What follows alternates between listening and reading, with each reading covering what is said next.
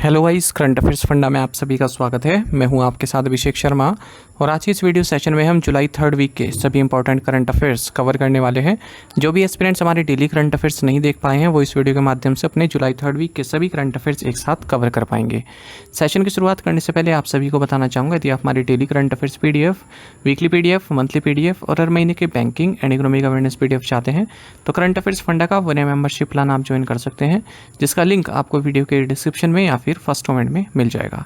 आपको बता दें, इस 1 ईयर मेंबरशिप प्लान के तहत जितना भी हमारा PDF कंटेंट है वो आपको 1 साल तक के लिए प्रोवाइड कराते हैं, जिसे आप डाउनलोड कर सकते हैं, प्रिंट आउट भी निकलवा सकते हैं। इसके लिए चाहे तो आप करंट अफेयर्स फंडा ऐप को यूज़ कर सकते हैं या फिर अपने लैपटॉप या सिस्टम की मदद से वेब लॉगिन भी कर सकते हैं। कोई भी आपका एग्जाम हो, बैंकिंग, SSC, रेलवे या फिर स्टेट PCS, जहाँ पर भी जनरल अवेयरनेस या करंट अफेयर्स पूछे जाते हैं, सभी एग्जाम्स के लिए हमारा PDF कंटेंट काफ़ी यूज़फुल है।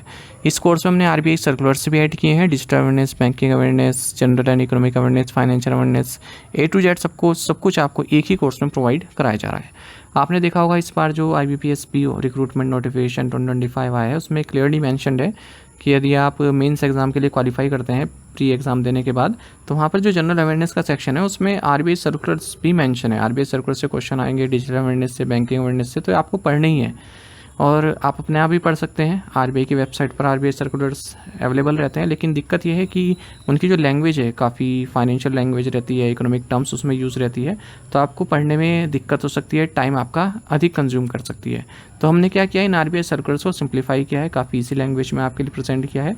और जैसे एक RBI सर्कुलर हमने कवर किया ईजी लैंग्वेज में, उसके बाद फिर MCQs के साथ ही अटैच कर दिए, तो इससे आपका जो है RBI सर्कुलर और उसके साथ MCQs की प्रैक्टिस हो जाएगी। तो पिछले 5-6 महीने के सभी RBI सर्कुलर हम इसी तरह से तैयार कर रहे हैं और 1 साल की वैलिडिटी है इस कोर्स की, और 1 साल तक जितने भी आप एग्ज़ाम होंगे आपके बैंकिंग एग्ज़ाम, वो सब आप केवल एक ही कोर्स से कवर कर सकते हैं। तो लिंक वीडियो के डिस्क्रिप्शन में या फिर फर्स्ट कमेंट में मिल जाएगा, वहाँ से आप बाय कर सकते हैं। फिर भी कोई डाउट आपका रहता है तो हमारा कस्टमर केयर नंबर है 8448169188, इस पर आप कॉल कीजिए या फिर व्हाट्सएप करके भी जानकारी प्राप्त कर सकते हैं। तो बिना किसी देरी के शुरुआत करते हैं इस वीडियो सेशन की। Who won the Wimbledon 2025 man singles title? Wimbledon 2025 पुरुष एकल खिताब किसने जीता? ऑप्शंस आपके सामने हैं। सही आंसर ऑप्शन बी है, ज़ेनिक सिनर। तो वर्ल्ड नंबर 1 प्लेयर है ज़ेनिक सिनर, इटली से आते हैं। इन्होंने वर्ल्ड नंबर 2 प्लेयर स्पेन के कार्लोस एल्करास को विंबलडन 2025 मैन सिंगल्स फाइनल में हराकर खिताब जीत लिया है और ये फर्स्ट इटालियन मैन बने हैं जिन्होंने विंबलडन जीता है इस कंपटीशन की 148 ईयर की हिस्ट्री में। अगर हम विमेंस सिंगल्स टाइटल की बात करें तो पोलैंड की जो ईगा स्वियाटेक है, इन्होंने ये टाइटल जीता है विमेंस सिंगल्स टाइटल, और फाइनल में इन्होंने US की अमांडा एनिसिमोवा को हराया है। और आपको बता दें इसी के साथ ये स्वियाटेक का पहला विंबलडन टाइटल है और ओवरऑल इनका 6th ग्रैंड स्लैम टाइटल है। विमेंस डबल वेरोनिका कुद्रेमेतोवा और एलिस मेर्टेंस ने जीता। मिक्स डबल्स सैम वर्बीक और कैटरीना सिनियाकोवा ने जीता है। देखिए, जो ये 2025 विंबलडन चैंपियनशिप थी, ये विंबलडन लंदन में खेली गई, ठीक है। तो इसमें डाउट होता है विंबलडन आकर खेला कहाँ जाता है, तो लंदन में खेला जाता है। 138th एडिशन था ये इस चैंपियनशिप का, और पहली बार विंबलडन के इतिहास में जो लाइन जजेस खड़े रहते हैं ना, जो देखते हैं कि जो बॉल है वो लाइन से बाहर गई या अंदर रही, तो उनको रिप्लेस कर दिया गया था ऑटोमेटेड इलेक्ट्रॉनिक लाइन जजेस यानी कि AI सिस्टम से। Which position does India hold in the 2024-25 WTTC tourism economy ranking? 2024-25 WTTC पर्यटन अर्थव्यवस्था रैंकिंग में भारत का कौन सा स्थान है? राइट आंसर ऑप्शन बी है 8th। तो आप देख सकते हैं राइट साइड में पहले नंबर पर यूनाइटेड स्टेट्स है, दूसरे पर चाइना, तीसरे पर जर्मनी, चौथे पर जापान, पांचवें पर यूनाइटेड किंगडम, 8th पोजीशन पर इंडिया है। तो इकोनॉमिक इम्पैक्ट ट्रेंड्स रिपोर्ट ये रिलीज की गई है world travel and tourism council WTTC द्वारा। इसमें बताया गया है कि यूनाइटेड स्टेट्स वर्ल्ड का लार्जेस्ट टूरिज्म इकोनॉमी रहा है 2024-25 में। चाइना दूसरे नंबर पर है 1.3 ट्रिलियन $, के साथ। तीसरे नंबर पर जर्मनी है, चौथे पर जापान है। भारत ने अच्छी खासी प्रोग्रेस की है, भारत 8वें नंबर पर आ गया है अगर हम टूरिज्म इकोनॉमी की बात करें, और इससे पहले वाले एडिशन में 10वें नंबर पर था Bharat. Name the special public prosecutor in the 26/11 Mumbai terror attacks case who is now a Rajya Sabha nominee? 26/11 Mumbai आतंकवादी हमलों के मामले में विशेष लोक अभियोजक का नाम क्या है, जिन्हें अब राज्यसभा के लिए नामित किया गया है? राइट आंसर ऑप्शन सी है उज्जवल निकम। तो प्रेसिडेंट द्रौपदी मुर्मू ने आर्टिकल 81A के तहत farmer foreign secretary Harshvardhan Shringla, special public prosecutor 26/11 Mumbai terror attacks case में उज्जवल Nikam, Kerala BJP leader C Sadanandan master और दिल्ली बेस्ड हिस्टोरियन मीनाक्षी जैन को राज्यसभा के लिए नॉमिनेट किया है। उज्जवल निकम लोकसभा इलेक्शन में लड़े थे पर उसमें हार गए। ये नॉमिनेशन नोटिफाई किया गया है यूनियन होम मिनिस्ट्री के द्वारा और इनकी जो अपॉइंटमेंट है ये 6 साल के लिए रहेगी और 6 महीने के भीतर भीतर ही किसी पार्टी को भी ज्वाइन कर सकते हैं। प्रेसिडेंट 12 पीपल को नॉमिनेट करता है राज्यसभा के लिए, तो अभी 4 सीट्स खाली थी तो अभी इन चारों को भर दिया गया है। Where is the world youth skills day observed every year? विश्व युवा कौशल दिवस हर वर्ष कब मनाया जाता है? राइट आंसर ऑप्शन है 15 जुलाई। तो 2014 में यूनाइटेड नेशन जनरल असेंबली ने डिक्लेयर किया कि 15 जुलाई को हर साल वर्ल्ड यूथ स्किल्स डे मनाया जाएगा। 2025 में इसका थीम है youth empowerment through AI and digital skills. देखिए एक कमेंट आया था ये हरदीप सुडान का, तो इनका कहना है कि ये जो क्वेश्चन है ये IOB LBO के एग्ज़ाम में पूछा गया था। तो देखिए पूछे तो बहुत सारे क्वेश्चन गए थे जो हमने कराए थे, करंट अफेयर्स के लगभग सभी पूछे गए थे, लेकिन ये क्वेश्चन मुझे अच्छा लगा रेनेस लॉजिस्टिक्स इंडिया वाला, क्योंकि इस तरह के क्वेश्चंस के चांसेस बहुत कम रहते हैं कि ये क्वेश्चन पूछा जाएगा। ठीक है, जब आप भी पढ़ते होंगे, अगर आप पढ़ोगे इस क्वेश्चन को तो आपको भी लगेगा कि ऐसा कहाँ पूछा जाएगा। ठीक है, पर ये PIB का क्वेश्चन है। PIB की जो डील्स होती हैं जो PIB कवर करता है वो पूछे जाते हैं, तो ये भी PIB द्वारा कवर क्वेश्चन था। ठीक है, जो PIB में आते हैं। Who has been selected for 34th Ramasramam Unnirkutty award? 34वें रामासरमम उनिरकुट्टी पुरस्कार के लिए किसे चुना गया है? राइट आंसर ऑप्शन भी है S सोमनाथ। तो former Indian space research organisation के चेयरमैन है S सोमनाथ। इन्हें 34वें रामासरमम उनिरकुट्टी अवार्ड के लिए चुना गया है। स्पेस रिसर्च में जिनका कंट्रीब्यूशन है उसके लिए 50,000 रुपये इसमें कैश प्राइज दिया जाता है। ये अवार्ड इन्हें कोझिकोड में दिया जाएगा अगस्त 2025 में। What is the name of the statewide crackdown launched by Uttarakhand police against fraudulent spiritual healers? Uttarakhand police द्वारा धोखेबाज आध्यात्मिक बाबा या फिर व्यक्तियों के खिलाफ शुरू की गई राज्यव्यापी कार्रवाई का नाम क्या है? राइट आंसर ऑप्शन सी है ऑपरेशन कालनेमी। तो देखिए एक क्रैकडाउन किया गया उत्तराखंड पुलिस द्वारा ऑपरेशन कालनेमी के तहत। जो भी ये फ्रॉड बाबा लोग घूमते हैं ना, तो 118 इस तरह के स्पिरिचुअल हीलर्स या मेंडिकेंट्स को पकड़ा गया है पिछले 24 घंटे में। ठीक है, एक अभी तो देहरादून में तो कुछ बांग्लादेशी भी पकड़े गए हैं, वो बाबा बन के घूम रहे थे, मतलब घरों घर जाके जो पैसे वैसे मांगते हैं। Who is the current union home secretary whose tenure has been extended? वर्तमान केंद्रीय गृह सचिव कौन है जिनका कार्यकाल बढ़ा दिया गया है? राइट आंसर ऑप्शन सी है गोविंद मोहन। तो union home secretary Govind Mohan का जो टेन्योर है वो बढ़ा दिया गया है 22 अगस्त 2026 तक। ये 30 सितंबर को इस साल रिटायर होने वाले थे। सिक्किम कैडर के ऑफिसर हैं। लास्ट इन्हें होम सेक्रेटरी अपॉइंट किया गया था 23 अगस्त 2024 को। जनरली जो होम सेक्रेटरी होता है उनका जो टेन्योर होता है वो 2 साल का होता है। Which organization announce the launch of the BSc insurance index? BSc insurance index किसने लॉन्च किया? राइट आंसर ऑप्शन है एशिया इंडेक्स। एशिया इंडेक्स जो कि होली ओन्ड सब्सिडरी है BSc की, इन्होंने एक नया इंडेक्स लॉन्च किया जिसका नाम है BSc इंश्योरेंस। ठीक है, देखिए एक BSc 1000 इंडेक्स जो है ना, तो उसमें कई सारी कंपनीज हैं BSc 1000 इंडेक्स में।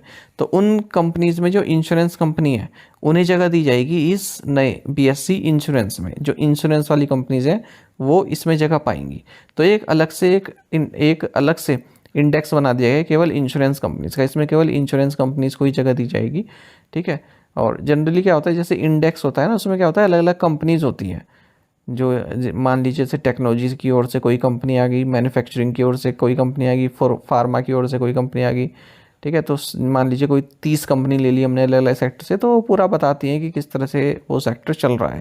ठीक है, जो स्ट्रॉन्ग कंपनीज होती हैं उस सेक्टर की।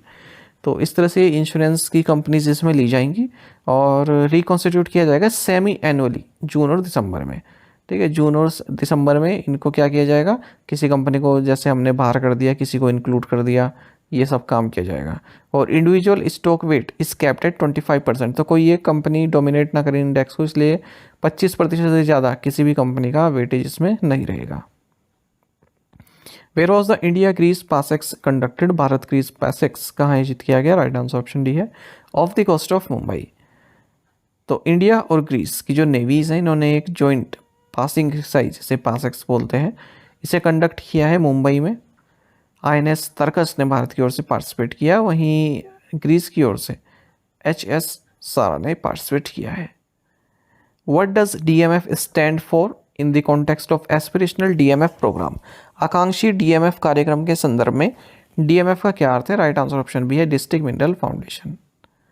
तो union minister of coal and mines ji Kishan Reddy, इन्होंने ऑपरेशन गाइडलाइंस लॉन्च किए हैं एस्पिरेशनल DMF प्रोग्राम के लिए, जिसके तहत जो DMF इनिशिएटिव्स हैं उनको एस्पिरेशनल डिस्ट्रिक्ट प्रोग्राम और एस्पिरेशनल ब्लॉक प्रोग्राम्स के साथ जोड़ा जाएगा। देखिए, एस्पिरेशनल डिस्ट्रिक्ट प्रोग्राम क्या है? सरकार द्वारा जो बैकवर्ड डिस्ट्रिक्ट्स हैं, कुछ ऐसे डिस्ट्रिक्ट चुने गए हैं जहाँ पर ज़्यादा ध्यान देने की ज़रूरत है, न्यूट्रिशनल वैल्यू देने की ज़रूरत है, बच्चों को एजुकेशन की ज़रूरत है, ठीक है, और गरीबी हटाने की ज़रूरत है। इसी तरह मतलब डिस्ट्रिक्ट लेवल पर डिस्ट्रिक्ट ऐसे चुने गए हैं स्पेशल डिस्ट्रिक्ट प्रोग्राम में। और स्पेशल ब्लॉक प्रोग्राम में जो ब्लॉक होते हैं उन्हें चुना गया है, वहाँ पर भी जो बेसिक एमिनिटीज़ हैं वो दी जाएँ, ठीक है। तो इन्हें अब DMF इनिशिएटिव के साथ कनेक्ट किया जाएगा। डिस्ट्रिक्ट मिनरल फाउंडेशन DMF, अब इसमें क्या है? देखिए, कई ऐसे डिस्ट्रिक्ट हैं जहाँ पर जैसे ये खदान वगैरह होती है ना, तो वहाँ के लोगों को अच्छी सुविधाएं दी जाती हैं। जैसे मान लीजिए कोई झारखंड का डिस्ट्रिक्ट है, तो वहाँ पर खदान वगैरह का कार्य काफ़ी चलता है, तो वहाँ पर लोग प्रभावित होते हैं उस चीज़ से। तो वहाँ के बच्चों में देखा गया कि कुछ बीमारियाँ हो रही हैं या फिर न्यूट्रिशन वैल्यू कम है, तो इस तरह से आंगनवाड़ी केंद्र बनाए जाए, उनके द्वारा दवाइयाँ उनको दी जाएँ, ठीक है। तो इसको बोलते हैं डिस्ट्रिक्ट मिनरल फाउंडेशन। यहाँ पर एक फ़ंड आता है कंपनीज़ की ओर से, जो कंपनीज़ कार्य करती हैं वो इसमें फ़ंड देती हैं, ठीक है। तो अब जो ये फंड होगा ये कैसे यूज़ किया जाएगा? जो एस्पिरेशनल डिस्ट्रिक्ट प्रोग्राम के तहत जो टारगेट लिखे गए हैं ना, उन टारगेट के हिसाब से, जो एस्पिरेशनल ब्लॉक प्रोग्राम्स हैं उनमें जो टारगेट है हेल्थ एजुकेशन, उसके हिसाब से। What is the total number of agriculture commodities available on eNAM after the recent addition of 7 products? हाल ही में 7 उत्पादों को जोड़ने के बाद ई-नाम पर उपलब्ध कृषि उत्पादों की कुल संख्या कितनी है? राइट आंसर ऑप्शन सी है, 238। तो ministry of agriculture and farmer welfare ने हाल ही में 7 नए एग्रीकल्चर प्रोडक्ट्स को ऐड किया है ई-नाम में, यानी कि electronic national agriculture market platform में। इन कमोडिटीज़ का नाम है बनारसी पान, शुगर केन, मर्चा राइस, कतरनी राइस, जर्दालू मैंगो, शाही इलायची, माफ़ कीजिएगा शाही लीची, और मगई पान। तो इन एडिशंस के बाद, इन 7 नए एग्रीकल्चर प्रोडक्ट्स के एडिशन के बाद total number of agriculture commodities जो ई-नाम पर अवेलेबल हैं वो 238 हो गई हैं। ई-नाम को 2016 में लॉन्च किया गया था। तो ये जो है एग्रीकल्चर प्रोड्यूस मार्केट कमेटी, यानी कि मंडीज़ को डायरेक्ट किसानों से जोड़ती है, जो मिडिल मैन होते हैं ना उनको हटा देती है। मान लीजिए किसी किसान ने अपना राइस उगाया है, ठीक है, उस राइस को बेचना चाहता है, तो डायरेक्ट मंडी में ना जाकर, यानी कि जो मिडिल मैन है, मिडिल मैन तो कम पैसे देते हैं ना, कम पैसे की बोली लगाते हैं, तो किसान क्या कर सकता है? उसे ई-नाम पोर्टल पर रजिस्टर कर सकता है अपनी फसल को, और जो भी उसका बिड होगी उसके प्राइस की वो लग सकती है, और जो बायर होगा उसको बेच सकता है और अपना पेमेंट ले सकता है ई-नाम पर। Where were the hot test of the Gaganyaan service module propulsion system conducted by ISRO? ISRO द्वारा Gaganyaan service module propulsion system के हॉट टेस्ट कहाँ किए गए? राइट आंसर ऑप्शन सी है, महेंद्रगिरी, तमिलनाडु। तो इसरो ने 2 हॉट टेस्ट किए हैं Gaganyaan service module propulsion system SMPS के। इसरो का जो प्रोपल्सन कॉम्प्लेक्स है महेंद्रगिरी, तमिलनाडु, यहाँ पर। तो ये 2 टेस्ट हुए, एक तो 30 सेकंड तक चला, एक 100 सेकंड तक चला है। तो इसरो का जो लिक्विड प्रोपल्सल सिस्टम सेंटर है, ये जो गगनयान SMPS है, यानी कि Gaganyaan service module propulsion system है, तो इसका जो टेक्नोलॉजिकल डेवलपमेंट एक्टिविटीज़ है उसको लीड कर रहा है। Which Indian YouTuber was featured in the 2025 Time 100 creators list? 2025 Time 100 creators list में किस भारतीय यूट्यूबर को शामिल किया गया? राइट आंसर ऑप्शन ए है, प्राजक्ता कोहली। तो YouTuber turn actor Prajakta Kohli, जिनका निकनेम मोस्टली सेन है, देखा होगा आपने यूट्यूब पर, तो इन्हें 2025 टाइम 100 क्रिएटर्स लिस्ट में ऐड किया गया है। First and only Indian born creator है जिन्हें इस लिस्ट में नामित किया गया। World health innovation forum has recently been selected to join which international group? विश्व स्वास्थ्य नवाचार मंच को हाल ही में किस अंतर्राष्ट्रीय समूह में शामिल होने के लिए चुना गया है? राइट आंसर ऑप्शन डी है BRICS plus manufacturing working group. तो वर्ल्ड हेल्थ इनोवेशन फोरम जिसका हेडक्वार्टर्स आंध्र प्रदेश में टेक जोन में है, विशाखापट्टनम के पास, इसे सेलेक्ट किया गया है BRICS plus manufacturing working group में ऐड करने के लिए।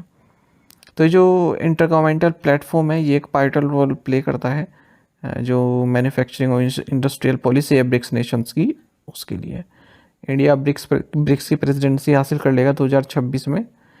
तो अब as a BRICS plus manufacturing working group के मेंबर के तौर पर जो ये आपका वर्ल्ड हेल्थ इनोवेशन फोरम है, तो जो भी रिसर्च एंड डेवलपमेंट कार्य होंगे ब्रिक्स प्लस पार्टनर कंट्रीज़ के बीच में उनमें पार्टिसिपेट कर सकेगा। On which date is national fish farmers day observed every year in India? भारत में हर साल राष्ट्रीय मत्स्य कृषक दिवस कब मनाया जाता है? राइट आंसर ऑप्शन बी है 10 जुलाई। तो नेशनल फिश फार्मर्स डे हर साल 10 जुलाई को मनाया जाता है। और ये एनुअल इवेंट क्यों मनाया जाता है? क्योंकि प्रोफेसर डॉक्टर हीरालाल चौधरी और उनके कॉलीग डॉक्टर अली कुन्नी, इन्होंने पहली बार 10 जुलाई 1957 को जो मेजर कार्प्स हैं उनकी ब्रीडिंग की थी अंगुल, उड़ीसा में, पहली बार हमारे देश में। कार्प्स मतलब फ्रेश वाटर फिश कह सकते हैं आप। इंडिया का जो फिश प्रोडक्शन है लगभग डबल हो चुका है, जहां 2013-14 में 95.79 लाख टन्स था, वहीं बढ़कर 24-25 में 195 लाख टन्स हो चुका है, यानी कि 104% की ग्रोथ देखने के लिए मिली। In the National Achievement Survey 2024 which state has emerged as a top performer?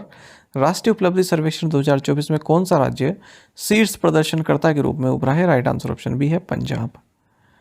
तो पंजाब ने जितने भी स्टेट्स हैं उन्हें पीछे छोड़ दिए, इंक्लूडिंग केरल जो कि मोस्ट लिटरेट स्टेट है हमारे देश में। और यहाँ हम बात कर रहे हैं जो परफॉर्मेंस है बच्चों की 3rd क्लास में, 6th क्लास में, 9th क्लास में, उसके हिसाब से। तो ये परख राष्ट्रीय सर्वेक्षण 2024 रिलीज़ किया गया है यूनियन एजुकेशन मिनिस्ट्री द्वारा। और पंजाब ने नेशनल रैंकिंग टॉप की है 3rd क्लास के लिए, जहाँ एवरेज स्कोर 80 है। और क्लास 6 के लिए पंजाब और केरल जॉइंटली टॉप पोजीशन पर हैं। क्लास 9th की अगर हम बात करें, फिर से पंजाब ने टॉप किया है 57 मार्क्स के साथ। तो नेशनल अचीवमेंट सर्वे ये एनसीईआरटी का जो परख है, यानी कि performance assessment, review and analysis of knowledge for holistic development, इसके तहत किया गया है। Who recently became India's 87th chess grand master? हाल ही में भारत के 87वें शतरंज ग्रैंड मास्टर कौन बने हैं? ऑप्शंस आपके सामने हैं। सही आंसर ऑप्शन सी है ए रा हरिकृष्णन। हरिकृष्णन इन्होंने अपना तीसरा और फाइनल GM नोम सिक्योर किया है ला प्लैग ने इंटरनेशनल चेस फेस्टिवल फ्रांस में। और जो हमारे देश के पी इनियान हैं चेस ग्रैंड मास्टर हैं, फाइनल राउंड में इनके साथ इन्होंने ड्रॉ खेला है और इस टूर्नामेंट में 4th पोजीशन बन रहे हैं ए रा हरिकृष्णन। और इस तरह से ये भारत के 87th ग्रैंड मास्टर बन चुके हैं और 32nd ग्रैंड मास्टर हैं तमिलनाडु से आने वाले। ग्रैंड मास्टर जो शब्द है चेस में, जो उपाधि आप कह सकते हैं, GM बोलते हैं, ये हाईएस्ट टाइटल है जो चेस प्लेयर अचीव कर सकता है। इससे ऊपर थोड़ा वर्ल्ड चैंपियन टाइटल भी होता है, मतलब दोनों को आप एक जैसा ही समझ सकते हैं, वर्ल्ड चैंपियन टाइटल और grand master international chess federation FIDE द्वारा दिया जाता है। अब GM title, grand master title achieve करने के लिए एक तो आपको जो एलो रेटिंग है या फिर जो स्टैंडर्ड रेटिंग है 2500 उसको क्रॉस करना होता है और 3 ग्रैंड मास्टर नोम्स आपको प्राप्त करने होते हैं। ये नोम्स कैसे प्राप्त होते हैं? आपको किसी ग्रैंड मास्टर के साथ खेलना होता है, अच्छी परफॉर्मेंस देनी होती है, जैसे यहाँ पर पी इनियान के साथ खेले हैं। Which global payment company did UPI surpass to become the top real time payment system? UPI किस वैश्विक भुगतान कंपनी को पीछे छोड़ते हुए शीर्ष वास्तविक समय भुगतान प्रणाली बन गई है? ऑप्शंस आपके सामने हैं। सही आंसर ऑप्शन ए है वीज़ा। तो यूनिफाइड पेमेंट्स इंटरफेस यानी कि UPI, इसने वीज़ा को पीछे छोड़ दिया है और ये वर्ल्ड की leading real time payment system बन गया। रियल टाइम मतलब आपने अभी पैसा भेजा और तुरंत चला गया, ऐसा नहीं कि कोई लैग हो रहा है या फिर 1 घंटे का डिले है या 2 घंटे का डिले है, तुरंत पैसा चला जाएगा जहाँ भी आपको भेजना है या रिसीव करना है। और UPI 650 मिलियन से ज़्यादा ट्रांजैक्शंस डेली प्रोसेस कर रहा है, तो इस मामले में लीडर बना है। इससे पहले वीज़ा था, जबकि आप देखेंगे वीज़ा की प्रेजेंस 200 से ज़्यादा कंट्रीज़ में है, लेकिन UPI भी केवल 7 नेशंस में एक्टिव है। तब भी जो डेली ट्रांजेक्शन्स हैं वो यूपीआई के अधिक हो गए हैं वीज़ा से। IMF फिनटेक नोट, जिसका title growing retail digital payments the value of interoperability है, इसमें भी कहा गया है कि भारत अब जो है फास्टर पेमेंट्स में लीड कर रहा है वर्ल्ड में। यूपीआई की बात करें कि रियल टाइम पेमेंट सिस्टम है, national payments corporation of India यानी कि NPCI द्वारा डेवलप किया गया 2016 में, और इंस्टेंट मनी ट्रांसफ़र आप कर सकते हैं बिटवीन बैंक अकाउंट्स केवल स्मार्टफोन्स को यूज़ करके अपने। अच्छा, और ट्रांजैक्शंस के फीचर्स और भी ऐसे QR कोड से भी आप पैसा ट्रांसफ़र कर सकते हैं, virtual payment address VPS, UPI register mobile numbers. एक open source application programming interface पर ये रन करता है और रिजर्व बैंक ऑफ इंडिया द्वारा इसको रेगुलेट किया जाता है। Which countries former president Muhammadu Buhari passed away recently? हाल ही में किस देश के पूर्व राष्ट्रपति मोहम्मद बुहारी का निधन हो गया? ऑप्शंस आपके सामने हैं। सही आंसर ऑप्शन सी है, नाइजीरिया। तो फॉर्मर नाइजीरियन प्रेसिडेंट मोहम्मद बुहारी, इनका निधन हो गया है 82 की एज में। और अफ्रीका को इन्होंने अफ्रीका की जो मोस्ट पॉपुलस कंट्री है ये नाइजीरिया, इसको लीड किया इन्होंने 2015-2023 के बीच में। 2 ऑबिचुरीज और देख लेते हैं। तो बी सरोजा देवी एक्ट्रेस रही हैं, इनका निधन हो गया 87 की एज में। इन्हें अभिनय सरस्वती या फिर कन्नदतु पेंगुली के नाम से भी जाना जाता था। वेटरन एक्टर कोटा श्रीनिवास राव, जो कि तेलुगु सिनेमा में कई समय से काम कर रहे थे, इनका भी निधन हो गया 83 की एज में। इन्हें 9 नंदी अवार्ड्स मिले हैं, पद्मश्री भी प्राप्त हुआ था इन्हें 2015 में। विच international high speed rail technology is being used for Mumbai Ahmedabad bullet train corridor? Mumbai Ahmedabad bullet train corridor के लिए किस अंतर्राष्ट्रीय हाई स्पीड रेल प्रौद्योगिकी का उपयोग किया जा रहा है? ऑप्शंस आपके सामने हैं। सही आंसर ऑप्शन डी है, जापानीज शिंकानसेन। तो देखिए, जो Mumbai Ahmedabad bullet train project है, इसमें एक मेजर माइलस्टोन प्राप्त हुआ है।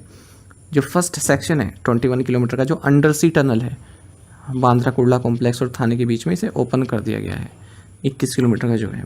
तो इस 21 किलोमीटर की टनल में 5 किलोमीटर तो सिलफाटा घनसोली महाराष्ट्र के बीच में है, इसे न्यू ऑस्ट्रियन टनलिंग मेथड से बनाया गया है। वही जो बाकी बची हुई 16 किलोमीटर है, इसको टनल बोरिंग मशीन्स से बनाया गया है। जो ये Mumbai Ahmedabad bullet train corridor है 508 किलोमीटर लंबा होने वाला है। तो 352 किलोमीटर तो गुजरात में है, 156 किलोमीटर महाराष्ट्र में है, और इसको जापानीज शिंकानसेन टेक्नोलॉजी का यूज़ करके बनाया जा रहा है।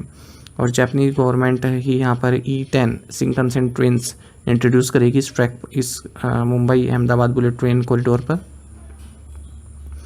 ये जो E10 शिंकानसेन ट्रेन है, अभी जापान में भी नहीं उतारी गई है, तो जापान और भारत में एक साथ उतारी जाएंगी। Which Indian state has officially declared सार्वजनिक Ganeshotsav as its state festival? किस भारतीय राज्य ने आधिकारिक तौर पर सार्वजनिक गणेशोत्सव को अपना राज्य उत्सव घोषित किया? राइट आंसर ऑप्शन डी है, महाराष्ट्र। तो महाराष्ट्र गवर्नमेंट ने सार्वजनिक गणेशोत्सव को स्टेट फेस्टिवल डिक्लेयर किया है, और इस फेस्टिवल को मनाने के लिए जो भी एक्सपेंसेस होंगे उसका जो महाराष्ट्र सरकार की गवर्नमेंट है, जो महाराष्ट्र सरकार है, वो बियर करेगी वो सारे एक्सपेंसेस। सार्वजनिक गणेशोत्सव महाराष्ट्र में शुरू किया गया था लोकमान्य तिलक द्वारा 1893 में। अच्छा, मुंबई से ही रिलेटेड एक और न्यूज़ देख लीजिए महाराष्ट्र से। न्यू कार्नेक ब्रिज को अब सिंदूर ब्रिज के नाम से जाना जाएगा। ऑपरेशन सिंदूर का नाम इसको दिया गया है, सिंदूर ब्रिज अब इसको कहलाया जाएगा। महाराष्ट्र चीफ मिनिस्टर देवेंद्र फडणवीस ने इसको इनोग्रेट किया है मुंबई में। Which organization inaugurated its first all women operated Vasant Vihar dispensary eight Bilaspur? किस संगठन ने बिलासपुर में अपनी पहली महिला संचालित वसंत विहार डिस्पेंसरी का उद्घाटन किया? राइट आंसर ऑप्शन डी है, कोल इंडिया। तो वसंत विहार डिस्पेंसरी जो कि SECL हेडक्वार्टर्स बिलासपुर में है, इसको इनोग्रेट किया गया है, और ये कोल इंडिया की फर्स्ट डिस्पेंसरी बन गई है जो पूरी तरह से विमेन द्वारा ऑपरेट की जा रही है। तो 14 मेंबर की विमेन टीम है इसमें, जिसमें doctor, nurses, pharmacist, support staff सभी हैं। Who release the third edition of the trade watch quarterly for third quarter of physical year 25? Physical 25 के थर्ड क्वार्टर के लिए ट्रेड वॉच क्वार्टरली का तीसरा संस्करण किसने जारी किया? राइट आंसर ऑप्शन डी है, नीति आयोग। तो डॉक्टर अरविंद विरमानी जो कि मेंबर है नीति आयोग के, इन्होंने थर्ड एडिशन रिलीज़ किया है ट्रेड वॉच क्वार्टरली का, फाइनेंशियल 2025 का जो थर्ड क्वार्टर है उसके लिए, नई दिल्ली में। और जो ये जो फाइनेंशियल 25 का थर्ड क्वार्टर है, इसमें मर्चेंडाइज एक्सपोर्ट्स 3% तक बढ़ा है, 108.7 बिलियन यूएस डॉलर हो चुका है। वहीं जो इंपोर्ट है वो भी बढ़ा है 6.5% तक, 187.5 बिलियन यूएस डॉलर हो चुका है। और जो सर्विसेज सरप्लस रहा है 52.3 बिलियन यूएस डॉलर का रहा है, यानी कि 17% ग्रोथ देखने को मिली है सर्विसेज एक्सपोर्ट्स में। इंडिया वर्ल्ड का 5th लार्जेस्ट एक्सपोर्टर है, 269 बिलियन यूएस डॉलर इसने एक्सपोर्ट किया है। What is the theme of the youth spiritual festival? युवा आध्यात्मिक शिखर सम्मेलन का विषय क्या है? ऑप्शंस आपके सामने है। सही आंसर ऑप्शन डी है, नशा मुक्त युवा फॉर विकसित भारत। तो union minister of youth affairs and sports and labour and employment doctor Mansukh Mandaviya, इन्होंने यूथ स्पिरिचुअल समिट की घोषणा की है। इसका थीम है नशा मुक्त युवा फॉर विकसित भारत। नई दिल्ली में समिट हो रही है। अच्छा, इसमें बताया गया कि 65% से ऊपर इंडिया की पॉपुलेशन अंडर 35 यानी कि 35 की एज से कम लोग हैं 65% हमारे देश में। एवरेज एज 28 साल है, यानी कि काफ़ी यूथ हमारा देश है, यंग देश है। Where is the Vera C Rubin observatory located? Vera C Rubin वेधशाला कहाँ स्थित है? राइट आंसर ऑप्शन है चिली। तो Vera C Rubin observatory Chile में स्थित है और यहाँ पर 3200 मेगापिक्सल का डिजिटल कैमरा लगा हुआ है, जो ये लार्जेस्ट है अब तक का जो बना हुआ कैमरा है। और ये स्काई की इमेजेस दे रहा है गैलेक्सीज वगैरह की। 8684 फीट अबव सी लेवल पर है ये ऑब्जर्वेटरी। कहाँ पर? सैरो पेंचन माउंटेन, जो कि चिलियन एंडिस में है। एंडिस माउंटेन्स है ना, वहाँ पर। अच्छा, ये ऑब्जर्वेटरी इमेजेस प्रोवाइड करा रही है नाइट स्काई की, जो कि अब तक एस्ट्रोनॉमर्स ने कभी पहले नहीं देखी हैं। और बस इतना ही आपको जानना है। आषाढ़ पूर्णिमा इज ऑल्सो नोन एज? आषाढ़ पूर्णिमा को निम्न नाम से भी जाना जाता है। राइट आंसर ऑप्शन डी है धम्मचक्र प्रवर्तन दिवस। तो इंटरनेशनल बुद्धिस्ट कॉन्फेडरेशन, जो कि मिनिस्ट्री ऑफ कल्चर के तहत आती है, इसने महाबोधि सोसाइटी ऑफ इंडिया के साथ मिलकर आषाढ़ पूर्णिमा धम्मचक्र प्रवर्तन दिवस मनाया है सारनाथ में। और आषाढ़ पूर्णिमा से जो है शुरुआत, आषाढ़ पूर्णिमा को जो है हम मनाते हैं जो first turning of the wheel of Dhamma था, यानी कि जब लॉर्ड बुद्धा ने फर्स्ट सरमन अपने दिए थे पंचवर्गीय को, जो 5 उनके शिष्य थे, उन्हें जब पहले उपदेश उन्हें दिए थे, तो उसको बोलते आषाढ़ पूर्णिमा उसी रूप में मनाया जाता है। ठीक है, ये उपदेश कहाँ दिए थे? डियर पार्क, ऋषिपताना, मृगदया, जिसे अब सारनाथ बोलते हैं, यहाँ पर। वर्षा सीजन का भी स्टार्ट इसको बोला जाता है। अच्छा, अगर हम इसकी बात करें इंटरनेशनल बुद्धिस्ट कॉन्फेडरेशन की, तो इसकी स्थापना 2012 में हुई थी। हेडक्वार्टर इसका न्यू दिल्ली में है। Which Indian power company was recently included in the FTSE for good index series? हाल ही में किस भारतीय बिजली कंपनी को FTSE for good index series में शामिल किया गया? राइट आंसर ऑप्शन सी है JSW एनर्जी। तो JSW एनर्जी, जो कि इंडियन पावर कंपनी है, इसे FTSE for good index series में शामिल किया गया है। ये जो सीरीज़ है, ये इंडेक्स सीरीज है, इसको FTSE रसेल द्वारा बनाया गया है, जो कि एक ग्लोबल इंडेक्स है, डेटा प्रोवाइडर है। तो इसमें क्या है ना, जो ऐसी कंपनीज़ को, अगर कोई कंपनी मान लीजिए इस FTSE for good index series में इंक्लूड की जा रही है ना, इसका मतलब उसने environmental, social and governance practices में अच्छा कार्य किया है। यानी कि उसके जो उसके प्रोजेक्ट्स हैं वो इन्वायरमेंट और सोसाइटी फ्रेंडली हैं। तो मान लीजिए कोई व्यक्ति है या फिर कोई ऑर्गेनाइजेशन है, वो ऐसे प्रोजेक्ट्स में इन्वेस्ट करना चाहती है जो इन्वायरमेंट फ्रेंडली या फिर सोसाइटी फ्रेंडली हो, प्रो सोसाइटी हो, तो वो क्या करेगा? FTSE for good index series में कंपनीज़ की लिस्ट देखेगा, तब चूज़ कर सकता है, क्योंकि इसमें वही कंपनीज़ है जिन्होंने अपना ESG यानी कि environment, social and governance practices जिनकी अच्छी रही हैं। ठीक है, तो देखेगा JSW एनर्जी इसमें, यानी कि इसका काम जो है इन्वायरमेंटल और सोसाइटी प्रो है, तो वो इसमें इन्वेस्ट करने की सोचेगा।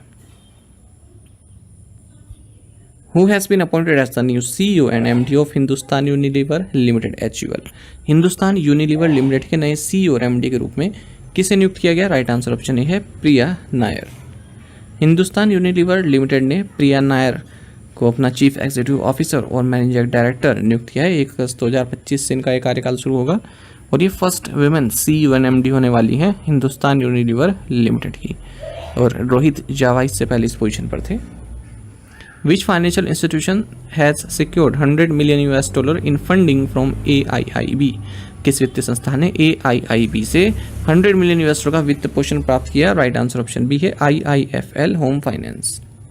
तो IIFL होम फाइनेंस ने 100 मिलियन US की फंडिंग प्राप्त की है, यानी कि 858 करोड़ रुपए की फंडिंग प्राप्त की है Asian infrastructure investment bank AIIB से, ताकि अफोर्डेबल हाउसिंग फाइनेंस प्रोवाइड किया जा सके जो इकोनॉमिकली वीकर सेक्शन है, लोअर इनकम ग्रुप्स हैं उनको।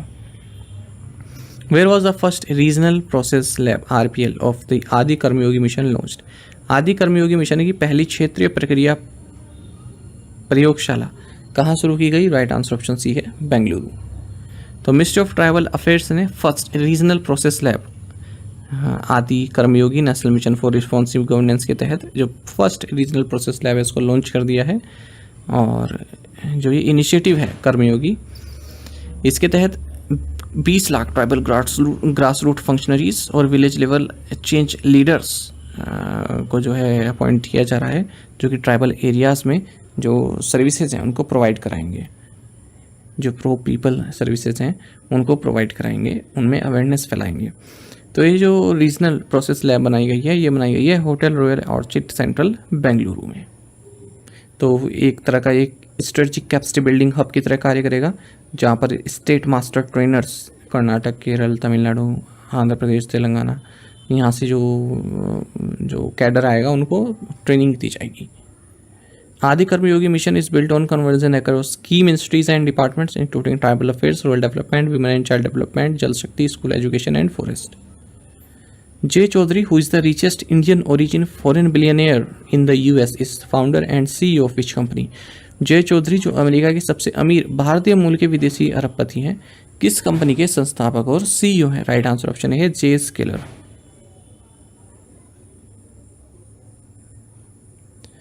देखिए 2025 में वर्ल्ड में 3000 बिलियनियर्स हैं जो कि 78 कंट्रीज से फैले हुए हैं, मतलब 78 कंट्रीज से अलग अलग हैं, मतलब 3000 बिलियनर्स टोटल हैं। नेटवर्थ इनकी 16.1 ट्रिलियन US है, ऐसा फोर्ब्स ने बताया गया है। 1/3 जो टोटल बिलियनर्स है ना पूरे वर्ल्ड में, उनके 1/3 केवल अमेरिका में रहते हैं, और उन 1/3 में भी 14% ऐसे हैं जो बाहर पैदा हुए हैं, फॉरेन बोर्न है, जो उनकी वैल्यू, उनकी वर्थ जो है 1.3 ट्रिलियन US है। इनमें से अगर हम टॉप 3 देखें तो वो एलन मस्क हैं, ये अफ्रीका से हैं, साउथ अफ्रीका से हैं। गूगल के वो फाउंडर सर्जी ब्रिन ये रशिया से हैं। एनवीडिया के CEO जेनसन हुआंग ये ताइवान से हैं। और जो number of Indian origin billionaires United States में, जो भारतीय मूल के बिलियनियर्स हैं यूनाइटेड स्टेट्स में, ये 12 हैं, टोटल 12 हैं। और अगर हम US में फॉरेन बोर्न बिलियनियर्स की बात करें तो सबसे ज़्यादा भारत से ही हैं, और इनमें टॉप पर है जय चौधरी जो कि फाउंडर एंड CEO हैं साइबर सिक्योरिटी फर्म जे स्केलर के। ठीक है, ओवरऑल 8th है इनकी रैंक, लेकिन अगर हम भारतीय मूल की बात करें तो पहले नंबर पर है। नेटवर्थ इनकी 17.9 बिलियन US की है। Elon Musk richest foreign origin billionaire हैं यूनाइटेड स्टेट्स में। Which airport is the world's busiest airport for international passengers in 2024 according to Airports Council International World 2025 report? Airport council international world 2025 report के अनुसार 2024 में अंतर्राष्ट्रीय यात्रियों के लिए दुनिया का सबसे व्यस्त हवाई अड्डा कौन सा है? राइट आंसर ऑप्शन सी है इंचियोन इंटरनेशनल एयरपोर्ट। टॉप 10 आप देख सकते हैं, माफ़ कीजिएगा, इसमें आंसर ऑप्शन बी है ना, दुबई इंटरनेशनल एयरपोर्ट। सबसे बिजिएस्ट क्या है? Dubai international airport. इंचियोन तो तीसरे नंबर पर है, दूसरे पर लंदन का जो हीथ्रो एयरपोर्ट है वो है। खैर इसको सही कर दूंगा PDF में, देखिए कभी कभी क्या होता है ना, मैं भूल जाता हूँ इसको सही करना ना, तो आप अपने उससे समझ से इसको सही पढ़ा करें, क्योंकि यहाँ पर तो सही लिखा रहता है ना, पर कभी कभी मुझसे ये गलती हो जाती है कि मैं यहाँ पर ऑप्शन गलत लिख देता हूँ और वो PDF में भी वैसे ही चला जाता है। तो मेरी रिक्वेस्ट है उस चीज़ को आप ज़्यादा माइंड ना करें, यहाँ पर जो लिखा होगा ना इनमें वो सही होता है, तो उसको आप करेक्ट कर लिया कीजिए। इंटरनेशनल पैसेंजर ट्रैफिक ये 9.4 बिलियन पहुँच चुका है 2024 में, ऐसा airports council international world 2025 report में बताया गया है। दुबई इंटरनेशनल एयरपोर्ट ये फिर से वर्ल्ड का बिजिएस्ट एयरपोर्ट है इंटरनेशनल पैसेंजर्स के लिए। 92 मिलियन से अधिक फॉरेन ट्रैवलर्स इसने हैंडल किए हैं 2024 में।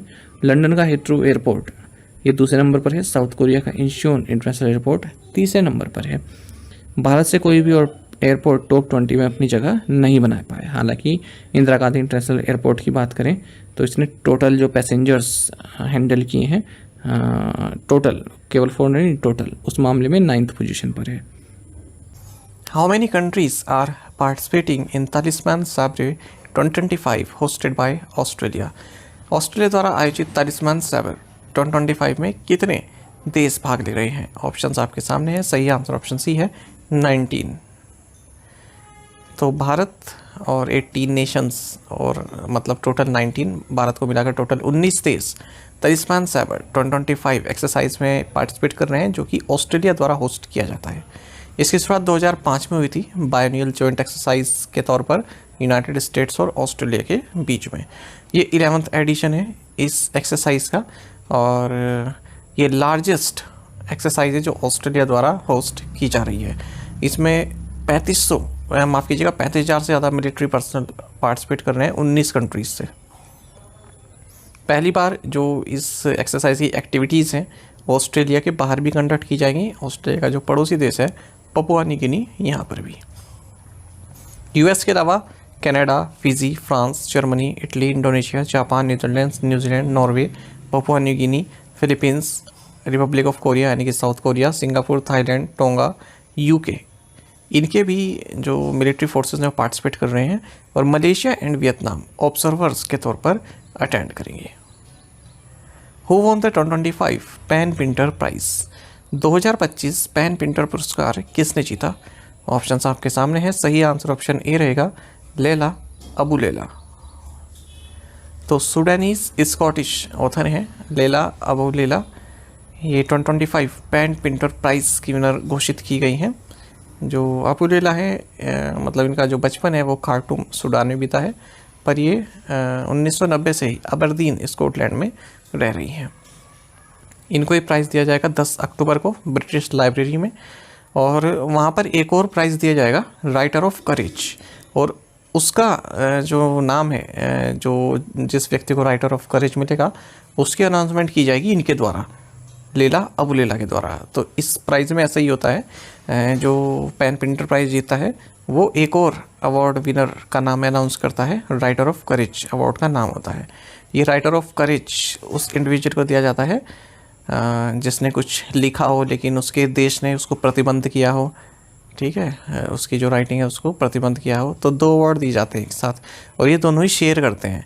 अब मान लीजिए जो ये लैला अबू लैला है तो जिनका भी ये नाम लेंगी ये दोनों शेयर करेंगे जो मॉनेटरी प्राइज़ होगा। इसमें मॉनेटरी प्राइज़ कोई फिक्स नहीं है इस तरह से इसमें कि क्या दिया जाता है।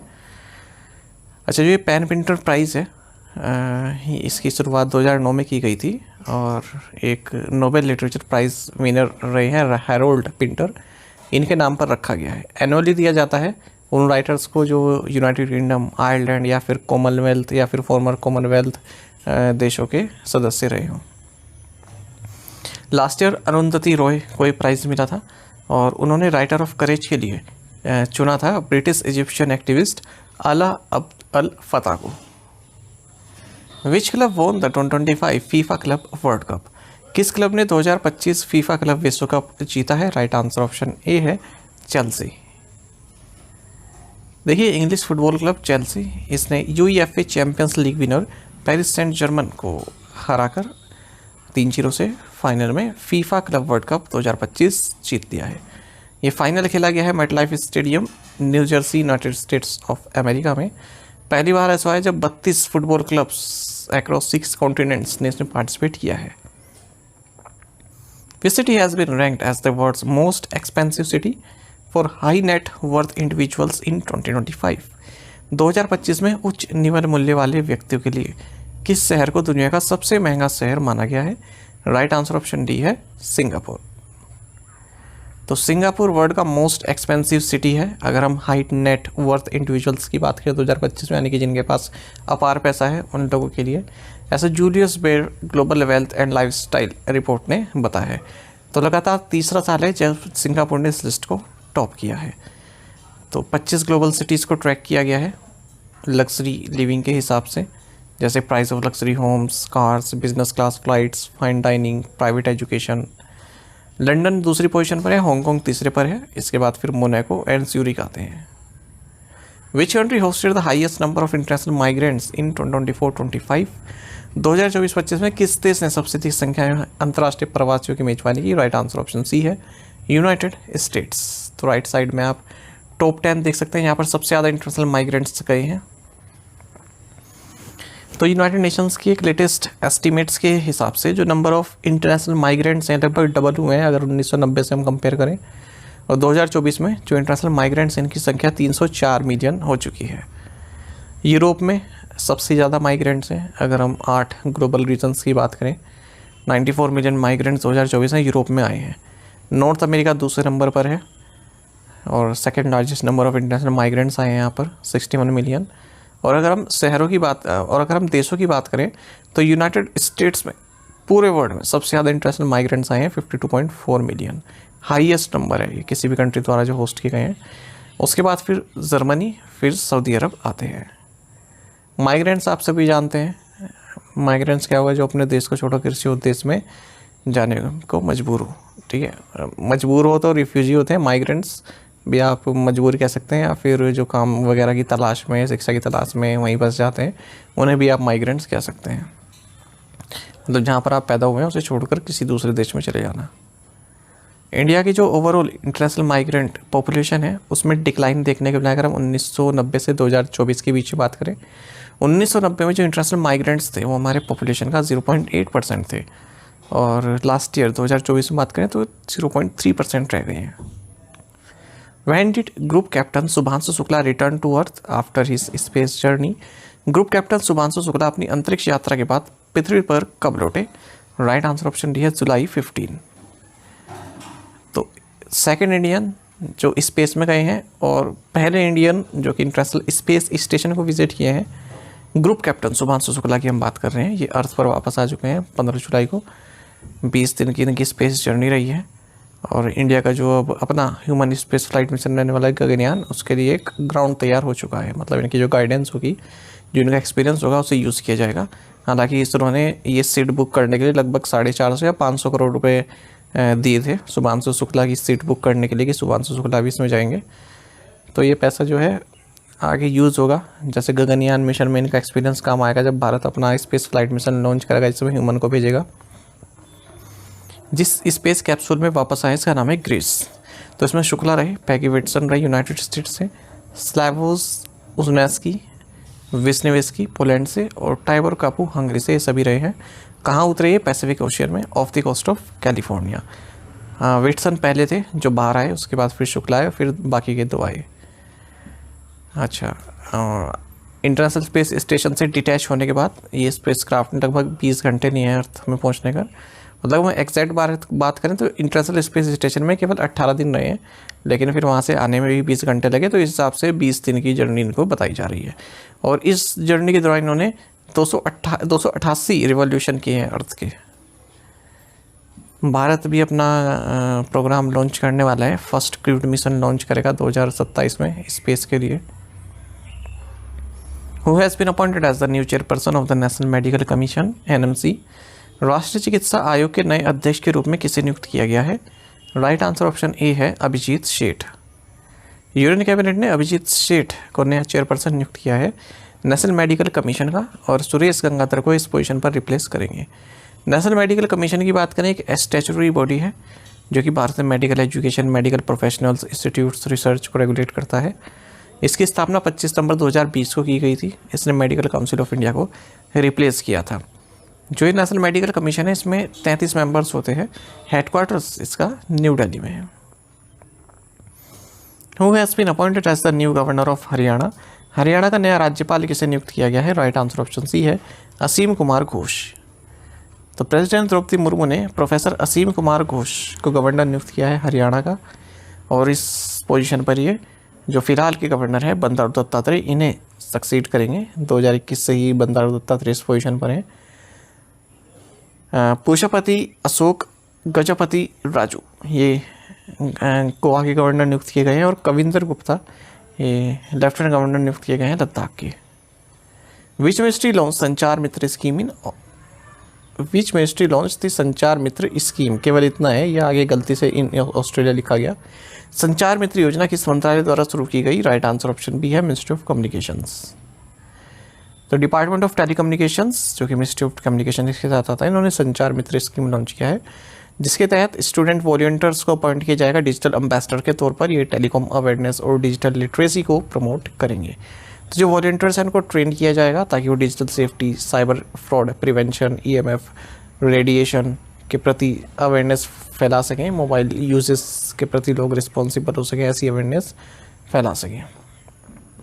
Students selected as Sanchar Mitra will undergo structured training by experts from the national communications academy technology and department of telecommunications media wing. तो इन्हें ट्रेनिंग भी दी जाएगी। Which Saudi Arabian company signed long term agreements with Indian companies for fertiliser supply.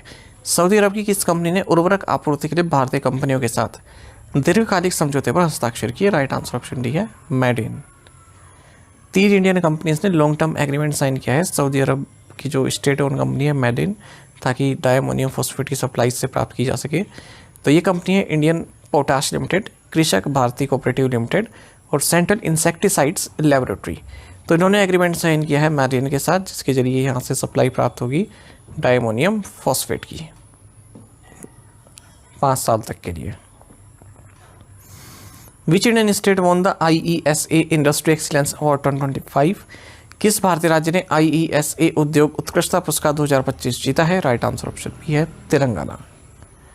तो तेलंगाना ने India energy storage alliance industry excellence award 2025 जीता है state leadership battery manufacturing की कैटेगरी में। यह अवार्ड इन्हें दिया गया है नई दिल्ली में 11वें इंडिया एनर्जी स्टोरेज वीक 2025 के दौरान। Where will the central government set up a new Akashvani केंद्र। केंद्र सरकार नया आकाशवाणी केंद्र कहाँ स्थापित करेगी? राइट आंसर ऑप्शन ए है उज्जैन। तो सेंट्रल गवर्नमेंट एक नया आकाशवाणी केंद्र सेटअप करेगी उज्जैन में broadcasting infrastructure and network development scheme के तहत। तो भारत जो मीडिया इंफ्रास्ट्रक्चर है भारत सरकार उसको फैला रही है, जो एस्पिरेशनल डिस्ट्रिक्ट्स हैं अलग अलग स्टेट्स में वहाँ पर।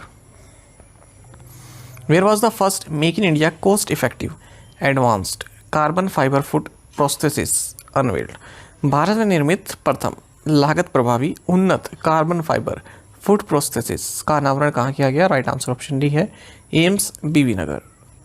तो first make in India cost effective यानी कि सस्ता, एडवांस्ड यानी कि टेक्नोलॉजी से भरपूर, कार्बन फाइबर का बना हुआ फूड प्रोसेसिस, जो नकली पैर आप कह सकते हैं एक तरह का।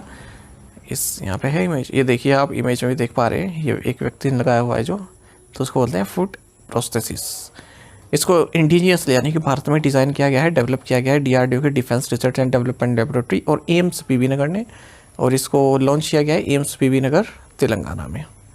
तो बायोकेमिकली टेस्टेड है ये, 125 kg तक का वेट उठा सकता है और 3 वेरिएंट्स हैं इसके अलग अलग पेशेंट्स के वेट्स के हिसाब से।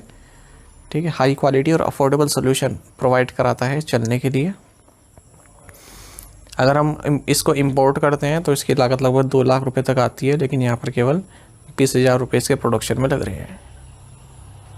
Which ministry has launch the Aditi scheme. किस मंत्रालय ने अदिति स्कीम या योजना लॉन्च की है? राइट आंसर ऑप्शन ए है मिनिस्ट्री ऑफ पावर। तो assistance in deploying energy efficient technologies in industries and establishment, यानी कि अदिति स्कीम। इसको ऑफिशियली लॉन्च किया गया है union minister of power and housing and urban affairs Manohar Lal द्वारा आर्य PG कॉलेज पानीपत हरियाणा में। इस स्कीम का बजट 1000 करोड़ रुपए है, मिनिस्ट्री ऑफ पावर का इनिशिएटिव है और इसको इम्प्लीमेंट किया जाएगा ब्यूरो ऑफ एनर्जी एफिशिएंसी के द्वारा। तो ये financial and technical support provide कराता है MSMEs को, ताकि वो एनर्जी एफिशिएंट टेक्नोलॉजीज़ को अडॉप्ट कर सकें, उनका एनर्जी कंजप्शन कम हो सके, ऑपरेशनल कॉस्ट कम हो सके और इन्वायरमेंट फ्रेंडली उनका ऑपरेशन रह सके। तो इसमें एक इंटरेस्ट सबवेंशन 5% का भी दिया जा रहा है माइक्रो एंड स्मॉल इंटरप्राइजेस को, 3% का मीडियम इंटरप्राइजेस को दिया जा रहा है अगर वो लोन्स वगैरह लेते हैं। तो इसको आप ऐसे समझ सकते हैं जैसे कोई टेक्सटाइल कंपनी है, ठीक है, और टेक्सटाइल कंपनी में जो डाइंग वगैरह का काम होता है ना, डाइंग मशीन है, तो वो काफ़ी पुरानी हो चुकी है, ज़्यादा बिजली खपत करती है। तो ये जो BE है ब्यूरो ऑफ एनर्जी एफिशिएंसी, इन लोगों ने वहाँ पर इंस्पेक्शन किया उस मशीन का और कहा कि रिकमेंड किया कि आप नई मशीन लीजिए जो आधुनिक है, ये तो काफ़ी पुरानी हो गई है और बिजली खपत भी ज़्यादा दे रही है, काम भी इतना तेज़ी से नहीं कर रही है। तो उस कंपनी ने क्या किया, जो MSME है उसने अप्लाई किया लोन के लिए। तो लोन के लिए अप्लाई किया, मान लीजिए नई मशीन 50 लाख की आएगी, ठीक है, और उसने बैंक वगैरह से फिर लोन लिया, तो जो लोन पर जो बैंक चार्ज ले रहे हैं, मान लीजिए 12% का चार्ज ले रहे हैं, तो यहाँ पर इंटरेस्ट सबवेंशन मिल जाएगा उनको 5% का। ठीक है, तो 12% का नहीं देना है उन्हें केवल 7% के हिसाब से लोन पर जो ब्याज है वो लगेगा। बाकी का जो 5% है, मतलब 12% था ना बैंक जो चार्ज कर रहा था, लेकिन उस कंपनी को कितना देना है, केवल 7%। बाकी का जो 5% है वो सरकार उठाएगी। ठीक है, तो इससे क्या होगा, एक तो उनकी कंपनी अच्छी आ जाए, जो मशीन है वो अच्छी आ जाएगी, काम अच्छा होगा, इन्वायरमेंट फ्रेंडली होगा, कार्बन एमिशन कम होगा। तो इस तरह से बजटरी सपोर्ट प्रोवाइड करा रहे हैं कंपनीज़ को। Which police station became the first in India to receive ISO 9001 2015 certification? कौन सा पुलिस स्टेशन ISO 9001 2015 प्रमाणन प्राप्त करने वाला भारत का पहला पुलिस स्टेशन बन गया? राइट आंसर ऑप्शन सी है, अर्थुनकल पुलिस स्टेशन। तो पहली बार हमारे देश में अर्थुनकल पुलिस स्टेशन, जो कि अलापुझा केरल में है, इसे international organisation for standardisation 9001 2015 certification प्राप्त हुआ है। इसकी जो पुलिस स्टेशन की एफिशिएंसी रही है लॉ एंड ऑर्डर मैनेजमेंट में, क्राइम इन्वेस्टिगेशन में, मॉडर्न प्रैक्टिसेस जो होती हैं कंप्लेंट्स को डिस्पोजल करने में, और जो पुलिस ऑफिसर्स का कंडक्ट है, इन सभी चीज़ों को ध्यान में रखते हुए ये सर्टिफिकेशन दिया गया है। Who has been appointed as the first women Director General of the Railway Protection Force (RPF)? Railway सुरक्षा बल RPF की पहली महिला महानिदेशक किसे नियुक्त किया गया है? ऑप्शंस आपके सामने हैं। सही आंसर ऑप्शन बी है, सोनाली मिश्रा। तो senior IPS officer Sonali Mishra ये फर्स्ट वुमेन डायरेक्टर जनरल बनी है रेलवे प्रोटेक्शन फोर्स की। 1993 की बैच की Indian police service IPS officer हैं मध्य प्रदेश कैडर की, और मनोज यादव से ये चार्ज लेंगी। तो मनोज यादव सुपरिनटेंडेंट हो जाएंगे 31 जुलाई को। रेलवे प्रोटेक्शन फोर्स की स्थापना एक्ट ऑफ पार्लियामेंट द्वारा की गई थी 1957 में। इसे arm force of the union का भी स्टेटस दिया गया 20 सितंबर 1985 को, और इसके पास पावर है कि ये सर्च कर सकती है, अरेस्ट कर सकती है, इंक्वायर कर सकती है, प्रोसिक्यूट कर सकती है उन ऑफेंसेस को जो railway property unlawful possession act 1966 and railways act 1989 के तहत किए गए हैं। हेडक्वार्टर्स न्यू दिल्ली में है। Which village in Sikkim has been officially declared India's first digital nomad village? Sikkim के किस गांव को आधिकारिक तौर पर भारत का पहला डिजिटल खानाबदोश गांव घोषित किया गया है? ऑप्शंस आपके सामने हैं। सही आंसर ऑप्शन बी है, याकतेन। याकतेन ये विलेज है सिक्किम के पाक्योंग डिस्ट्रिक्ट में। इसे ऑफिशियली इंडिया का फर्स्ट राज्य नोमैड विलेज डिक्लेयर किया गया है। तो ये कोलेब्रेशन है डिस्ट्रिक्ट एडमिशन और NGO सर्वहित के बीच में। तो राज्य में क्या है कि एक सीज़न चलते हैं जो टूरिस्ट प्लेस होते हैं, पर्टिकुलर सीज़न में टूरिस्ट लोग आते हैं, पर सिक्किम सरकार चाहती है कि ऑल अराउंड द ईयर यहाँ पर टूरिज़्म बना रहे, और जो होम स्टे ओनर्स हैं उनकी कमाई 12 महीने होती रही, और इसलिए उन्होंने क्या किया है, इस गांव को कम्प्लीटली डिजिटल बना दिया है। इंटरनेट की सुविधा सब कुछ है, और जो भी इंटरनेट से रिलेटेड काम करना चाहते हैं वो कर सकते हैं। जैसे कोई टूरिस्ट है वो ऑफ लेना चाहता है अपने कार्य से, या फिर कुछ समय बिताना चाहता है, या फिर पर्टिकुलरली इस गांव में आकर अपना कार्य करना चाहता है, ठीक है, रिलैक्स होना चाहता है, तो वो कर सकता है। इंटरनेट की सुविधा उसको सब कुछ प्रोवाइड की जाएगी। तो इससे होम स्टे ओनर की भी इनकम बढ़ेगी, और जो टूरिस्ट हैं उनको भी सुविधाएं मिल पाएंगी, डिजिटल सुविधाएं। In which city has Tesla open its first showroom in India? Tesla ने भारत में अपना पहला शोरूम किस शहर में खोला है? राइट आंसर ऑप्शन ए है, मुंबई। तो टेस्ला ने अपना पहला शोरूम मुंबई के बांद्रा कुर्ला कॉम्प्लेक्स BKC में ओपन किया है, और टेस्ला की ये पहली फिजिकल ब्रांच है भारत में। और मॉडल Y इन्होंने यहाँ पर प्रदर्शित किया है, जो कि टेस्ला का ऑल इलेक्ट्रिक SUV है। इसका प्राइस 59.89 लाख रुपीज़ रखा गया है। और महंगा इसलिए कि भारत अगर इंपोर्ट करता है गाड़ियाँ जो आती हैं उन पर हैवी टैक्स लगाता है, 70 से 100% तक की इंपोर्ट ड्यूटीज़ भारत द्वारा लगाई जाती है, इसलिए फ़ॉरेन गाड़ीज़ भारत में, फ़ॉरेन कार्स भारत में काफ़ी महंगी होती हैं। एलन मस्क CEO हैं टेस्ला के, आप जानते ही होंगे। Which city has been ranked as the most affordable student city in the world in 2026? 2026 में किस शहर को दुनिया में सबसे किफ़ायती छात्र शहर का दर्जा दिया गया? राइट आंसर ऑप्शन ए है, दिल्ली। तो दिल्ली को मोस्ट अफोर्डेबल स्टूडेंट सिटी बताया गया है पूरे वर्ल्ड में QS best student cities ranking 2026 index में। और मुंबई भी टॉप 100 स्टूडेंट सिटीज़ हमें अपनी जगह बना पाया है। बेंगलुरु और चेन्नई ने भी अपनी रैंकिंग सुधारी है। तो Mumbai highest ranked Indian city है इस QS best student cities ranking 2026 में, 98th पोजीशन पर है। दिल्ली की बात करें 104वें नंबर पर है। हालांकि अफोर्डेबिलिटी कैटेगरी में दिल्ली पहले नंबर पर है। अलग अलग चीज़ें हैं, एक तो मोस्ट अफोर्डेबल और एक है केवल स्टूडेंट्स के लिए बेहतर सिटी, बेस्ट सिटी। तो केवल अफोर्डेबल में दिल्ली टॉप पर है, ठीक है। अगर हम बेस्ट सिटीज़ की बात करें तो उसमें दिल्ली 104वें नंबर पर है, मुंबई 98वें नंबर पर है, बेंगलुरु 108वें नंबर पर है, चेन्नई 128वें नंबर पर है, सियोल साउथ कोरिया ये पहले नंबर पर है अगर हम बेस्ट सिटी की बात करें स्टूडेंट्स के लिए। उसके बाद फिर टोक्यो आता है, फिर London. What is the name of the AI system launched by Microsoft to study protein behaviour? Protein व्यवहार का अध्ययन करने के लिए माइक्रोसॉफ्ट द्वारा लॉन्च की गई AI प्रणाली का नाम क्या है? राइट आंसर ऑप्शन बी है BioEMU-1। तो माइक्रोसॉफ्ट ने बायो मॉलिक्यूलर एमुलेटर 1 BioEMU-1 जो कि एक आर्टिफिशियल इंटेलिजेंस सिस्टम है और ये उस प्रोसेस को तेज कर सकता है जिससे हम समझ पाएँ कि प्रोटीन किस तरह से बिहेव करते हैं हमारी ह्यूमन बॉडी में। और अगर इस तरह की चीज़ों को समझने के लिए जो कंप्यूटर सिमुलेशन है वो काफ़ी साल ले लेता है, लेकिन ये कुछ ही मिनट्स में या फिर कुछ ही घंटों में ऐसा बता सकता है।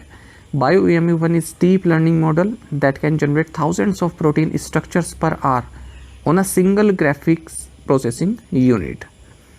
प्रोटीन एसेंशियल रोल प्ले करते हैं हमारी बॉडी में, आप जानते होंगे, मसल फाइबर्स को बनाने से और डिसीज से प्रोटेक्ट करने तक प्रोटीन हमारे शरीर के लिए काफ़ी इसेंशियल है। ये सिस्टम डेवलप किया गया है माइक्रोसॉफ्ट रिसर्च की जो AI फॉर साइंस टीम है और डिफरेंट शेप्स एंड मूवमेंट्स जो प्रोटीन बदलता है हमारी बॉडी के अंदर, तो उसको ये बता सकते हैं। This ability is crucial for understanding how disease work and how new drugs can be designed to target specific proteins। What was the medal tally of Indian students at the 57th International Chemistry Olympiad held in Dubai, UAE? Dubai संयुक्त अरब अमीरात में आयोजित 57वें अंतर्राष्ट्रीय रसायन विज्ञान olympiad में भारतीय छात्रों ने कौन से मेडल हासिल किए या भारतीय छात्रों द्वारा कौन से मेडल हासिल किए गए? राइट आंसर ऑप्शन सी है 2 गोल्ड और 2 सिल्वर। तो भारत ने ज़बरदस्त परफॉर्मेंस दी है 57th इंटरनेशनल केमिस्ट्री ओलंपियाड जो कि दुबई UAE में हुआ है और 4 इंडियन स्टूडेंट्स ने पार्टिसिपेट किया और चारों ने ही मेडल जीते हैं, 2 गोल्ड और 2 सिल्वर। तो इसमें 354 स्टूडेंट्स ने पार्टिसिपेट किया 90 कंट्रीज से और भारत 6th पोजीशन पर रहा ओवरऑल मेडल टैली में, यूक्रेन, उज्बेकिस्तान, कजाकिस्तान और इजराइल के साथ। Homi Bhabha centre for science education Mumbai जो कि Tata institute of fundamental research के तहत आता है, ये एक नोडल सेंटर की तरह कार्य करता है बच्चों को ट्रेन करने के लिए, सिलेक्ट करने के लिए जो इंटरनेशनल ओलंपियाड्स में पार्टिसिपेट करते हैं अलग अलग सब्जेक्ट जैसे mathematics, physics, chemistry, biology, astronomy, astrophysics. Who has recently been named as the new prime minister of Ukraine? हाल ही में यूक्रेन के नए प्रधानमंत्री के रूप में किसे नामित किया गया? राइट आंसर ऑप्शन सी है यूलिया स्वीडेनको। तो यूक्रेन के प्रेसिडेंट वोलोदिमीर जेलेंस्की, इन्होंने डिप्टी प्राइम मिनिस्टर यूलिया स्वीडेनको को यूक्रेन की नई PM नामित किया है। यूक्रेन की बात करें काफ़ी चर्चा में रहता है, इसका आपको पता होना चाहिए। ईस्टर्न यूरोप में ये कंट्री है, सेकंड लार्जेस्ट कंट्री है यूरोप में रशिया के बाद। रशिया के साथ तो बॉर्डर ये शेयर करता ही है, Belarus, Poland, Slovakia, Hungary, Romania, Moldova, Black Sea of Azov के साथ भी बॉर्डर शेयर करता है। कीव इसकी कैपिटल है। देखिए पिछले 2-3 साल से 2022 से रशिया और यूक्रेन के बीच ये चल रहा है युद्ध, तब से कई एग्जाम में पूछा जा चुका है यूक्रेन किन किन देशों के साथ बाउंड्री शेयर करता है, तो आपको मालूम होना चाहिए। फौजा Singh who passed recently was associated with which sport? फौजा सिंह जिनका हाल ही में निधन हो गया किस खेल से जुड़े थे? राइट आंसर ऑप्शन डी है मैराथन रनिंग। तो फौजा सिंह ये रनर रहे हैं, वर्ल्ड के ओल्डेस्ट मैराथनर रहे हैं। इनका निधन हो गया 114 की एज में, वो भी रोड एक्सीडेंट से। 1 अप्रैल 1911 को इनका जन्म हुआ था ब्यास विलेज जालंधर पंजाब में, और जालंधर पठानकोट हाईवे पर शायद ये रनिंग ही कर रहे थे जब इन्हें एक NRI कार हिट करके चली गई। ठीक है, तो इस तरह से तो अंत इनका नहीं होना चाहिए था, 114 की उम्र में भी भाग रहे थे। और कुछ समय पहले इनकी वाइफ और इनके जो बच्चे हैं उनका निधन हो गया था, तो उसके बाद इन्होंने ये तरीका अपनाया वहाँ से मूव ऑन करने का, रनर बनने का, भागने का। 2004 एथेंस गेम्स में टॉर्च बियरर रहे, 2012 के लंदन ओलंपिक्स में भी टॉर्च बियरर रहे, और 26 माइल मैराथन्स इन्होंने कंप्लीट की लंदन, टोरंटो एंड न्यूयॉर्क में। Who is the first ever Indian to win the polygrass magic skill award? Polygrass magic skill award जीतने वाली पहली भारतीय कौन है? राइट आंसर ऑप्शन डी है Deepika Sehrawat. Indian women's hockey forward player Deepika Sehrawat ये फर्स्ट एवर इंडियन प्लेयर बनी है जिन्हें पॉलीग्रास मैजिक स्किल अवार्ड दिया गया है। तो Poligras magic skill award recognise करता है most creative and skilful movements जो FIH हॉकी प्रो लीग में बनाए गए हैं। फैंस द्वारा वोटिंग की जाती है, और जो दीपिका सहरावत इन्होंने जो गोल किया था नीदरलैंड्स के अगेंस्ट भुवनेश्वर में 2024-25 FIH hockey pro league season के दौरान, उसकी वजह से इन्हें ये अवार्ड मिला है। What was India's overall trade deficit in June 2025? जून 2025 में भारत का समग्र व्यापार घाटा कितना था? राइट आंसर ऑप्शन सी है 3.51 बिलियन $। तो इंडिया का जो ओवरऑल ट्रेड डेफिसिट है वो नैरो हुआ है, थोड़ा कम हुआ है, 3.51 बिलियन $, रहा है जून 2025 में, जबकि जून 2024 में 7.30 बिलियन $, था, क्योंकि हमारा एक्सपोर्ट काफ़ी तेज़ हुआ है इंपोर्ट के मामले में। इसलिए ओवरऑल एक्सपोर्ट्स की बात करें तो 67.98 बिलियन $, रहा है जून 2025 में, जबकि लास्ट ईयर जून 2024 में 63.83 बिलियन $, था। तो यानी कि जो हमारा एक्सपोर्ट है वो 6.5% ऊपर बढ़ा है। ओवरऑल इंपोर्ट्स में भी राइज देखने के लिए मिला है, 71.50 बिलियन $, का हमने इंपोर्ट किया जून 2025 में, जबकि लास्ट ईयर जून 2024 में हमने 71.14 बिलियन $, का इंपोर्ट किया था। गवर्नमेंट ने टारगेट किया गया है कि 2025-26 में जो हमारा एक्सपोर्ट टारगेट है वो $1 ट्रिलियन का है। What was India's consumer price index based inflation rate in June 2025? जून 2025 में भारत की उपभोक्ता मूल्य सूचकांक आधारित मुद्रास्फीति दर क्या थी? राइट आंसर ऑप्शन बी है 2.10%। तो इंडिया की जो रिटेल इन्फ्लेशन है, जिसे आप कह सकते हैं ये consumer price index based inflation, CPI based inflation ये होती है, जो रिटेल इन्फ्लेशन होती है, ये कई सालों के निम्नतम स्तर पर पहुंची है, 2.10% पहुंची है 2025 में। जनवरी 2019 के बाद से सबसे कम स्तर पर ये अब आई है, क्योंकि फूड प्राइजेस कम हुए हैं। ऐसा ministry of statistics and programme implementation द्वारा जो डेटा रिलीज़ किया गया उसमें बताया गया। और भारत की जो फूड इन्फ्लेशन है, अब हम एक फूड इन्फ्लेशन की बात करें, मतलब ओवरऑल इन्फ्लेशन था, फूड इन्फ्लेशन की बात करें तो ये भी लोवेस्ट रहा है जनवरी 2019 के बाद, और नेगेटिव में पहुँच गया है -1.06%। होलसेल प्राइस इन्फ्लेशन भी निगेटिव हो चुका है 19 मंथ के बाद, 0.13% रहा जून में। Which regulatory body launch the VCF settlement scheme 2025? किस नियामक संस्था ने VCF निपटान योजना 2025 शुरू की है? राइट आंसर ऑप्शन सी है securities and exchange board of India, SEBI। Securities and exchange board of India ने सेटलमेंट स्कीम लॉन्च की है वेंचर कैपिटल फंड्स के लिए, जिनका लिक्विडेशन पीरियड एक्सपायर हो चुका है, बट अभी भी उन्होंने वाइंड अप नहीं किया है। तो VCF सेटलमेंट स्कीम 2025 21 जुलाई 2025 को ओपन होगी और 19 जुलाई 2026 तक वैलिड रहेगी। वेंचर कैपिटल फंड्स क्या होते हैं? जैसे कोई अर्ली स्टार्टअप है, अर्ली बिजनेस किसने किया है, तो उसमें फंड अपना लगाते हैं, ठीक है, उसमें जो है इन्वेस्टमेंट करते हैं। आप ये इन्वेस्टमेंट किसी बिजनेस से भी ले सकते हैं या फिर और किसी इन्वेस्टर से ले सकते हैं। तो एक फ़ंड बना दिया जाता है, कई लोगों का उसमें इन्वेस्टमेंट रहता है, फिर उसे किसी स्टार्टअप में लगा दिया जाता है ताकि उसे सपोर्ट मिल सके, वो अपना बिजनेस अच्छे से खड़ा कर सके, जो अर्ली स्टेज स्टार्टअप होते हैं। उसके बाद क्या होता है, जब कुछ समय बाद ये वेंचर कैपिटल फंड्स अपना फ़ंड वापस ले लेते हैं, मतलब अपनी जो हिस्सेदारी है उसको बेच देते हैं और इन्वेस्टर्स का पैसा वापस कर दिया जाता है कमीशन के साथ।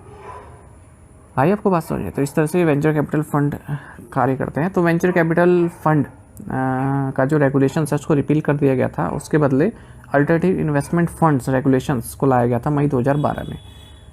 तो अब सबको फिर ये वाले रेगुलेशंस फॉलो करने थे, लेकिन जो वेंचर कैपिटल फंड्स हैं 2012 से पहले वाले, तो उनको कुछ समय दिया गया था, पर उनका जो लिक्विडेशन पीरियड है, यानी कि अपना जो सेल करना था उनको अपनी संपत्ति वगैरह या अपनी जो हिस्सेदारी है, वो पीरियड एक्सपायर हो चुका है, लेकिन अब तक उन्होंने वाइंड अप नहीं किया है अपना बिजनेस वगैरह। तो उन्हीं के लिए है ये वन टाइम अपॉर्चुनिटी, और इसमें वो अपने जो भी सेटलमेंट एप्लीकेशन है वो सबमिट कर सकते हैं 25,000 रुपये फ़ी प्लस 18% GST देकर। Which two financial institutions have recently entered into a tie up for insurance products distribution. हाल ही में किन दो वित्तीय संस्थानों ने बीमा उत्पाद वितरण के लिए समझौता किया है? राइट आंसर ऑप्शन डी है LIC and AU small finance bank. तो life insurance corporation of India and AU small finance bank ने बैंक एश्योरेंस पैक्ट साइन किया है। तो LIC के जो प्रोडक्ट्स हैं, जो इंश्योरेंस प्रोडक्ट्स हैं, उन्हें AU स्मॉल फाइनेंस बैंक अपने कस्टमर्स को ऑफ़र करेगा। तो इससे बैंक की आमदनी बढ़ती है और जो इंश्योरेंस कंपनी है उसका कस्टमर बेस बढ़ता है। AU small finance bank India का largest tech led small finance bank है। हेडक्वार्टर्स हेडक्वार्टर्स जयपुर राजस्थान में है। संजय अग्रवाल इसके MD एंड CEO हैं। Which company has launch the India sector leaders fund? किस कंपनी ने India sector leaders fund launch किया? राइट आंसर ऑप्शन डी है Ageas Federal life insurance. Ageas Federal life insurance ने India sector leaders fund launch किया है। जो भी डोमेस्टिक इक्विटीज़ में पार्टिसिपेट करना चाहते हैं medium to long term investment के लिए, तो जैसे एजियस फेडरल लाइफ इंश्योरेंस से कोई प्रोडक्ट आपने लिया है तो उसके बाद आपको एक्सेस मिलता है कि आप इंडिया सेक्टर लीडर्स फंड में इन्वेस्ट कर सकते हैं। इंडिया सेक्टर लीडर्स फंड में क्या है कि अलग अलग सेक्टर की जो टॉप कंपनीज़ हैं, ठीक है, वो इसमें रखे गए हैं इस फंड में, उनमें आप इन्वेस्टमेंट कर सकते हैं। Which Indian state has launch the drone mart portal? किस भारतीय राज्य ने ड्रोन मार्ट पोर्टल लॉन्च किया है? राइट आंसर ऑप्शन डी है आंध्र प्रदेश। तो आंध्र प्रदेश के चीफ मिनिस्टर हैं N चंद्रबाबू नायडू। इन्होंने ड्रोन मार्ट पोर्टल लॉन्च किया है। AP ड्रोन कॉर्पोरेशन द्वारा डेवलप किया गया है। तो अलग अलग सेक्टर्स में ड्रोन रिलेटेड जो सर्विसेज हैं वो प्रोवाइड कराई जाएंगी, जैसे agriculture, infrastructure development, disaster management. Farmers भी ड्रोन्स को यूज़ कर सकते हैं पेस्टिसाइड स्प्रे के लिए, क्रॉप मॉनिटरिंग के लिए और भी जो फार्मिंग नीड्स हैं उसके लिए। और land survey, site monitoring for large scale projects, security, surveillance, mapping operation. तो यहाँ पर इस प्लेटफॉर्म को यूज़ करके जो यूज़र्स हैं जिन्हें सर्विस चाहिए उन्हें डायरेक्ट जो ड्रोन सर्विस प्रोवाइडर है उनके साथ कनेक्ट किया जाएगा, बाकी फिर आगे वो ड्रोन सर्विसेज ले सकते हैं। Which state has emerge as the leading state in new faunal discoveries in India according to a new report by the geological survey of India? भारतीय प्राणी सर्वेक्षण की एक नई रिपोर्ट के अनुसार भारत में नए जीव जंतु की खोज में कौन सा राज्य अग्रणी राज्य के रूप में उभरा है? राइट आंसर ऑप्शन ए है केरल। तो केरल लीडिंग स्टेट है अगर हम न्यू फॉनल डिस्कवरीज की बात करें, जहाँ पर सबसे ज़्यादा फॉनल डिस्कवरीज की गई हैं जीव जंतुओं की। जियोलॉजिकल सर्वे ऑफ इंडिया की एक रिपोर्ट में ऐसा कहा गया है। तो 683 स्पीसीज एंड सर्विसेज पाई गई हैं 2024 में ही, हाईएस्ट एवर हैं किसी सिंगल कैलेंडर ईयर में जो पाई गई हैं। रिपोर्ट का नाम है animal discoveries new species and new records 2024 और इसको रिलीज़ किया गया union environment and forest and climate change mister Bhupendra Yadav द्वारा जियोलॉजिकल सर्वे ऑफ इंडिया की 110वीं एनिवर्सरी सेलिब्रेशन के दौरान कोलकाता वेस्ट बंगाल में। GSI ने रिपोर्ट किया है कि 683 स्पीसीज जो डॉक्यूमेंट की गई हैं 2024 में, उनमें से 459 ग्लोबली न्यू है, यानी कि पूरे वर्ल्ड भर में न्यू है वो, और रिमेनिंग 224 केवल भारत में पहली बार रिकॉर्ड की गई हैं। मतलब पहले एक्सिस्ट करती लेकिन भारत में पहली बार रिपोर्ट की गई हैं। सबसे ज़्यादा डिस्कवरीज केरल में की गई हैं 101 स्पीसीज, फिर कर्नाटक, फिर अरुणाचल प्रदेश, फिर तमिलनाडु, फिर वेस्ट बंगाल, अंडमान निकोबार, मेघालय, उत्तराखंड। और सबसे lowest number of species report की गई हैं चंडीगढ़, दिल्ली, हरियाणा एंड तेलंगाना में। इस लेटेस्ट कंपाइलेशन के साथ total number of species and sub species जो रिकॉर्ड की गई हैं भारत में 1,05,244 हैं अब तक। GSI की डायरेक्टर ध्रुति बनर्जी हैं। Where was the Akash Prime air defense system recently tested by the Indian Army? हाल ही में भारतीय सेना द्वारा आकाश प्राइम वायु रक्षा प्रणाली का परीक्षण कहाँ किया गया? ऑप्शंस आपके सामने हैं। सही आंसर ऑप्शन सी है ईस्टर्न लद्दाख। तो देखिए, एयर डिफेंस सिस्टम को और मजबूत बनाने के लिए इंडियन आर्मी ने हमारा जो एयर डिफेंस सिस्टम है जो इंडिजिनसली बना है, भारत में ही बना है, आकाश प्राइम, इसका सफल परीक्षण किया है लद्दाख में। 2 दिन तक ये ट्रायल चला है और 15,000 फीट से ऊपर के एल्टीट्यूड पर ईस्टर्न लद्दाख में ये ट्रायल किया गया है। और आकाश प्राइम ने 2 डायरेक्ट हिट्स किए हैं एक फास्ट मूविंग एरियल टारगेट को, इससे जो है इसका परीक्षण सफल हुआ है। आकाश प्राइम अपग्रेडेड वर्जन है आकाश सिस्टम का, indigenous active radio frequency Sikar है इसमें, और इसको सबसे पहली बार ऑपरेशन सिंदूर में यूज़ किया गया था। Medium range surface to air missile platform है, और जो हमारी मोबाइल्स हैं, मोबाइल स्टैटिक मिलिट्री इंस्टॉलेशंस हैं, उन्हें एरियल टारगेट से बचाता है। और इसको डेप्लॉय किया जा सकता है 4500 मीटर की हाइट तक और 25 से 30 किलोमीटर की डिस्टेंस तक ये टारगेट हिट कर सकता है। In which Indian city was the university of Southampton India campus inaugurated? Southampton विश्वविद्यालय के भारत परिसर का उद्घाटन किस भारतीय शहर में किया गया? राइट आंसर ऑप्शन बी है गुरुग्राम। तो union minister of education Dharmendra Pradhan और हरियाणा के चीफ मिनिस्टर नायाब सिंह सैनी, इन्होंने यूनिवर्सिटी ऑफ साउथहैम्पटन का जो इंडियन कैंपस है उसको इनोग्रेट किया है गुरुग्राम में। यूनिवर्सिटी ऑफ साउथहैम्पटन ये यूनाइटेड किंगडम की यूनिवर्सिटी है और पहली फॉरेन यूनिवर्सिटी बन गई है जिसने भारत में अपना कैंपस ओपन किया है। University grants commissions setting and operation of campuses of foreign higher education institution in India regulations के तहत। When is the national Nelson Mandela international day celebrated every year? Nelson Mandela अंतर्राष्ट्रीय दिवस हर वर्ष कब मनाया जाता है? राइट आंसर ऑप्शन ए है 18 जुलाई। नेल्सन मंडेला इंटरनेशनल डे ये हर साल 18 जुलाई को मनाया जाता है क्योंकि इस दिन नेल्सन मंडेला का जन्मदिन हुआ था, मतलब जन्म हुआ था, इनकी बर्थ एनिवर्सरी होती है। 2025 में नेल्सन मंडेला इंटरनेशनल डे का थीम है it's still in our hands to combat poverty and inequity. Nelson Mandela का पूरा नाम है नेल्सन रोहिलाला मंडेला। ये पहले एग्जाम में पूछा जाता कई बार, अब तो नहीं पूछते।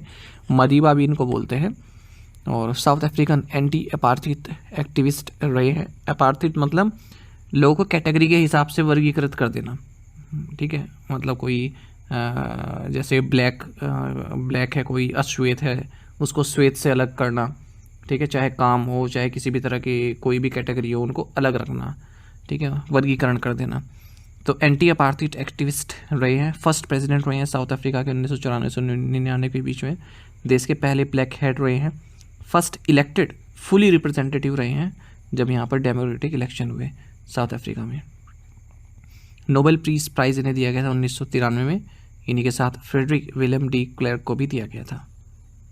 How many districts are targeted under the prime minister Dhan Dhaanya कृषि योजना? प्रधानमंत्री धन धान्य कृषि योजना के अंतर्गत कितने जिलों को लक्षित किया गया है? राइट आंसर ऑप्शन सी है 100। तो यूनियन कैबिनेट ने प्रधानमंत्री धन धान्य कृषि योजना को अप्रूव कर दिया है 6 साल के लिए, 2025-26 से शुरुआत होगी और 100 डिस्ट्रिक्ट्स को कवर किया जाएगा। 24,000 रुपये पर डिस्ट्रिक्ट बजट रहने वाला है। और प्राइम मिनिस्टर धन धान्य कृषि योजना नीति आयोग का जो एस्पिरेशनल डिस्ट्रिक्ट प्रोग्राम है उससे इंस्पायर्ड है। इसका मकसद है एग्रीकल्चर प्रोडक्टिविटी को बढ़ाना और क्रॉप डाइवर्सिफिकेशन को अडॉप्ट करना, sustainable agriculture practices, post harvest storage, panchayat and block level irrigation facilities को इम्प्रूव करना, शॉर्ट टर्म और लॉन्ग टर्म क्रेडिट प्रोवाइड कराना फार्मर्स को, और जो 36 एग्जिस्टिंग स्कीम्स हैं तो उन्हीं के द्वारा इसको इम्प्लीमेंट किया जाएगा 11 डिपार्टमेंट्स द्वारा। और 100 जो डिस्ट्रिक्ट्स हैं उनको आइडेंटिफाई किया जाएगा 3 इंडिकेटर्स के जरिए, तो लो productivity, low cropping intensity and less credit disbursement. अच्छा, और बाकी एक डिस्ट्रिक्ट तो लिया ही जाएगा, ठीक है, एक स्टेट से मिनिमम। और इसकी जो पूरी प्रोग्रेस है इस स्कीम की वो 117 की परफॉर्मेंस इंडिकेटर्स के हिसाब से मॉनिटर की जाएगी। नीति आयोग इसको पूरा प्रोग्राम करेगा, इसको रिव्यू करेगा। Who receive the Kalinga Ratna award 2024? Kalinga Ratna पुरस्कार 2024 किसे मिला? राइट आंसर ऑप्शन डी है धर्मेंद्र प्रधान। तो प्रेसिडेंट द्रौपदी मुर्मू ने आदि कवि सरला दास जो कि 15th सेंचुरी के पोइट एंड स्कॉलर रहे हैं उड़िया लिटरेचर में, इनकी 600th बर्थ एनिवर्सरी में इनको श्रद्धांजलि दी है और इसी मौके पर कलिंगा रत्न अवार्ड 2024 दिया है union education minister Dharmendra Pradhan को। ये अवार्ड दिया जाता है सरला साहित्य संसद के द्वारा। Where was the national conference on good governance practices held? सुशासन प्रथाओं पर राष्ट्रीय सम्मेलन का आयोजित किया गया। राइट आंसर ऑप्शन डी है Bhubaneswar. Department of administrative reforms and public grievances ने गवर्नमेंट ऑफ उड़ीसा के साथ मिलकर national conference on the theme good governance practices इसको ऑर्गेनाइज किया है भुवनेश्वर उड़ीसा में। तो नेशनल स्टेट लेवल के जो पब्लिक एडमिनिस्ट्रेटर ऑर्गेनाइजेशन हैं उनको सेम प्लेटफॉर्म पर लाया गया। उन्होंने अपना एक्सपीरियंस शेयर किया है क्या किस तरह से पब्लिक एडमिनिस्ट्रेशन में इनोवेशंस लाया जा सकता है, कैसे क्वालिटी ऑफ लाइफ को इम्प्रूव किया जाता है, अच्छी गुड गवर्नेंस लाई जा सके। India recently received which engine from the United States for its LCA Mark 1A programme. भारत को हाल ही में अपने LCA Mark 1A प्रोग्राम के लिए संयुक्त राज्य अमेरिका से कौन सा इंजन प्राप्त हुआ? राइट आंसर ऑप्शन बी है GE-F404। तो भारत को सेकंड GE-F404 इंजन प्राप्त हुआ है यूनाइटेड स्टेट्स से light combat aircraft Mark 1A fighter jet programme के लिए। तो इंडियन एयरफोर्स ने हिंदुस्तान एयरोनॉटिक्स लिमिटेड के साथ ऑर्डर दिया था उन्हें कि आप 83 LCA Mark 1A aircraft provide कराइए, और इस साल की शुरुआत में SCL ने जो है GE-F404 इंजन प्राप्त किए थे मार्च में, और इंजन को LCA Mark 1A फाइटर्स में लगाया जाएगा। Which Indian state launch the India's first tribal genome sequencing project? किस भारतीय राज्य ने भारत की पहली जनजाति जीनोम अनुक्रमण परियोजना शुरू की? राइट आंसर ऑप्शन भी है गुजरात। तो गुजरात पहला इंडियन स्टेट बन गया जिसने जीनोम सिक्वेंसिंग इनिशिएटिव लॉन्च किया है, खास करके ट्राइबल कम्युनिटीज़ के लिए। तो इससे जो ट्राइबल कम्युनिटीज़ में हेल्थ रिस्क होता है उसका पता चल पाएगा, यानी कि जो 2000 इंडिविजुअल्स हैं ट्राइबल कम्युनिटीज़ के, उनके जीनोम सिक्वेंसिंग की जाएगी 17 डिस्ट्रिक्ट में राज्य के, और उससे पता चल जाएगा कि ये जो ट्राइबल कम्युनिटी है इनमें सबसे ज़्यादा हेल्थ रिस्क किस डिजीज़ से रहता है, फिर उसी पर कार्य किया जाएगा। प्रोजेक्ट का नाम है creation of reference genome database for tribal population in Gujarat, और इसको इम्प्लीमेंट किया जा रहा है गुजरात बायोटेक्नोलॉजी रिसर्च सेंटर के द्वारा। In which country was the Hem Bahadur Malla award 2080 presented to Kalyan Shrestha? Kalyan श्रेष्ठ को हेम बहादुर मल्ला पुरस्कार 2080 किस देश में प्रदान किया गया? राइट आंसर ऑप्शन भी है नेपाल। तो हेम बहादुर मल्ला अवार्ड 2080 ये फॉर्मर चीफ जस्टिस कल्याण श्रेष्ठ को दिया गया है काठमांडू नेपाल में, और ये साल्ट ट्रेडिंग कॉरपोरेशन के जो फाउंडर हैं हेम बहादुर मल्ला, इनके सम्मान में दिया जाता है, और इसमें 2 लाख रुपए दिए जाते हैं। ये 25th चीफ जस्टिस रहे हैं कल्याण श्रेष्ठ। तो ये इसने जो हमारा ये DD न्यूज़ उसने कवर किया हुआ था एक करंट अफेयर, तो मैंने इसमें भी ला दिया। Which Indian cricketer has become the only batsman to cross 900 ICC rating points in all 3 formats? कौन सा भारतीय क्रिकेटर तीनों प्रारूपों में 900 ICC रेटिंग अंक पार करने वाला एकमात्र बल्लेबाज बन गया है? राइट आंसर ऑप्शन बी है विराट कोहली।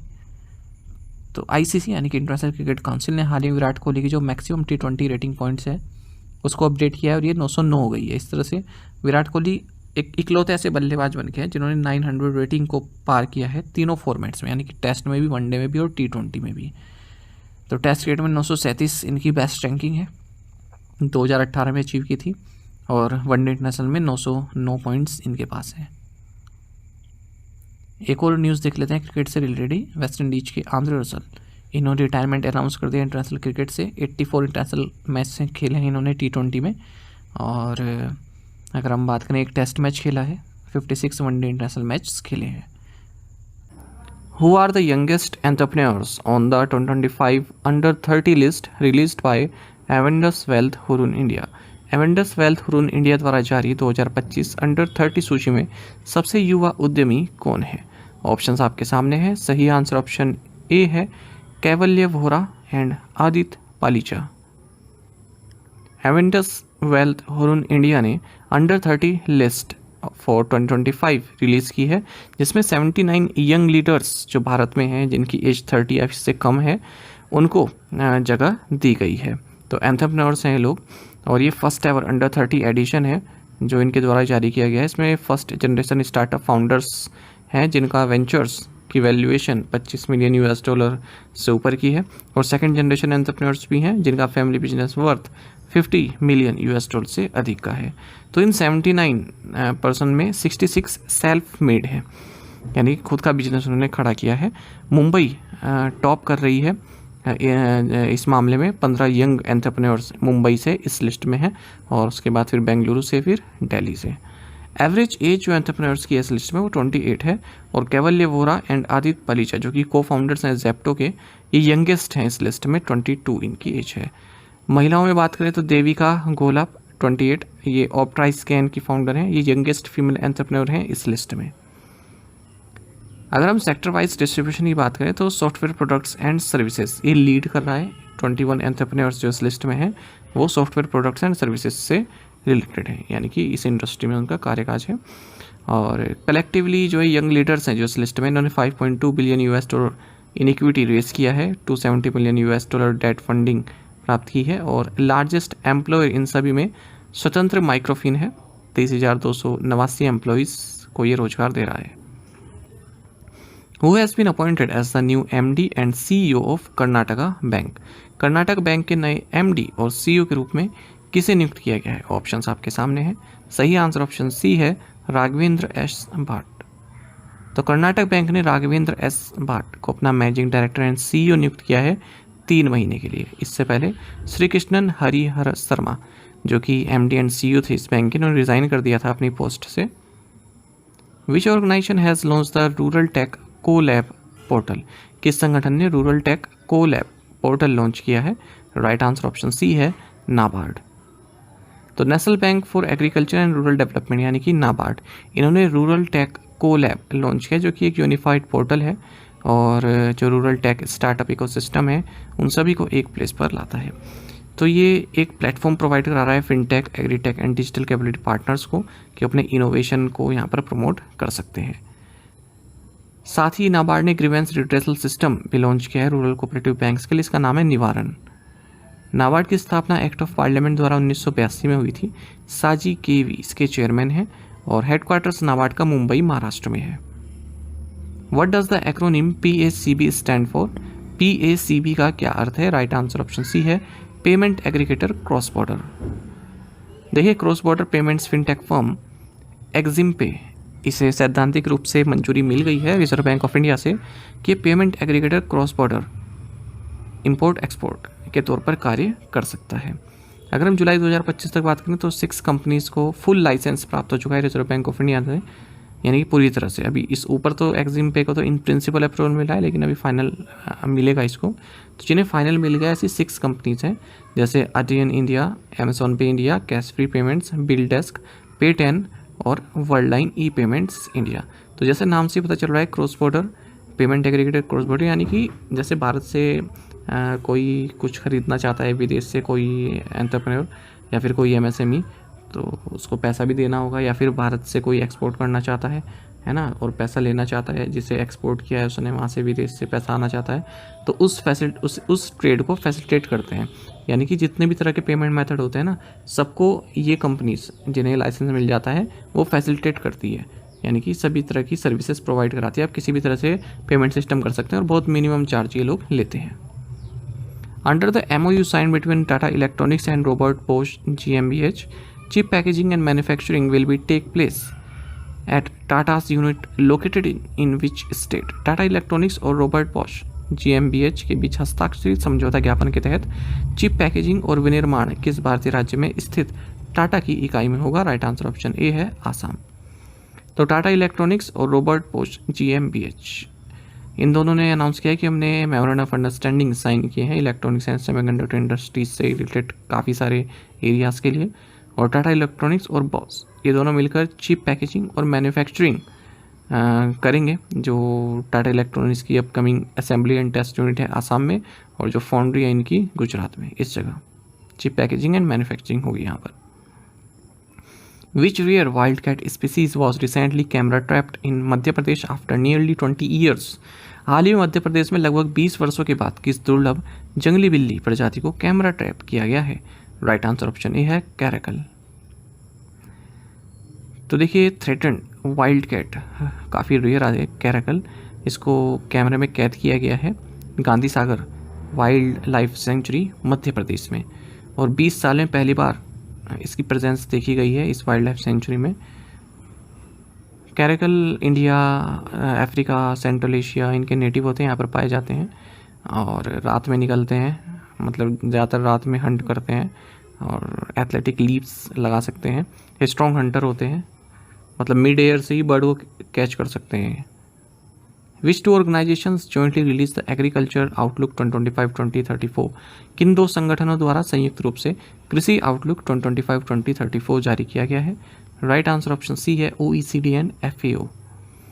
तो 2034 तक केवल 40% जो वर्ल्ड का सीरियल प्रोडक्शन है वो डायरेक्टली कंज्यूम किया जाएगा ह्यूमंस के द्वारा, और 27% डाइवर्ट हो जाएगा बायोफ्यूल एंड इंडस्ट्रियल यूजेस के लिए।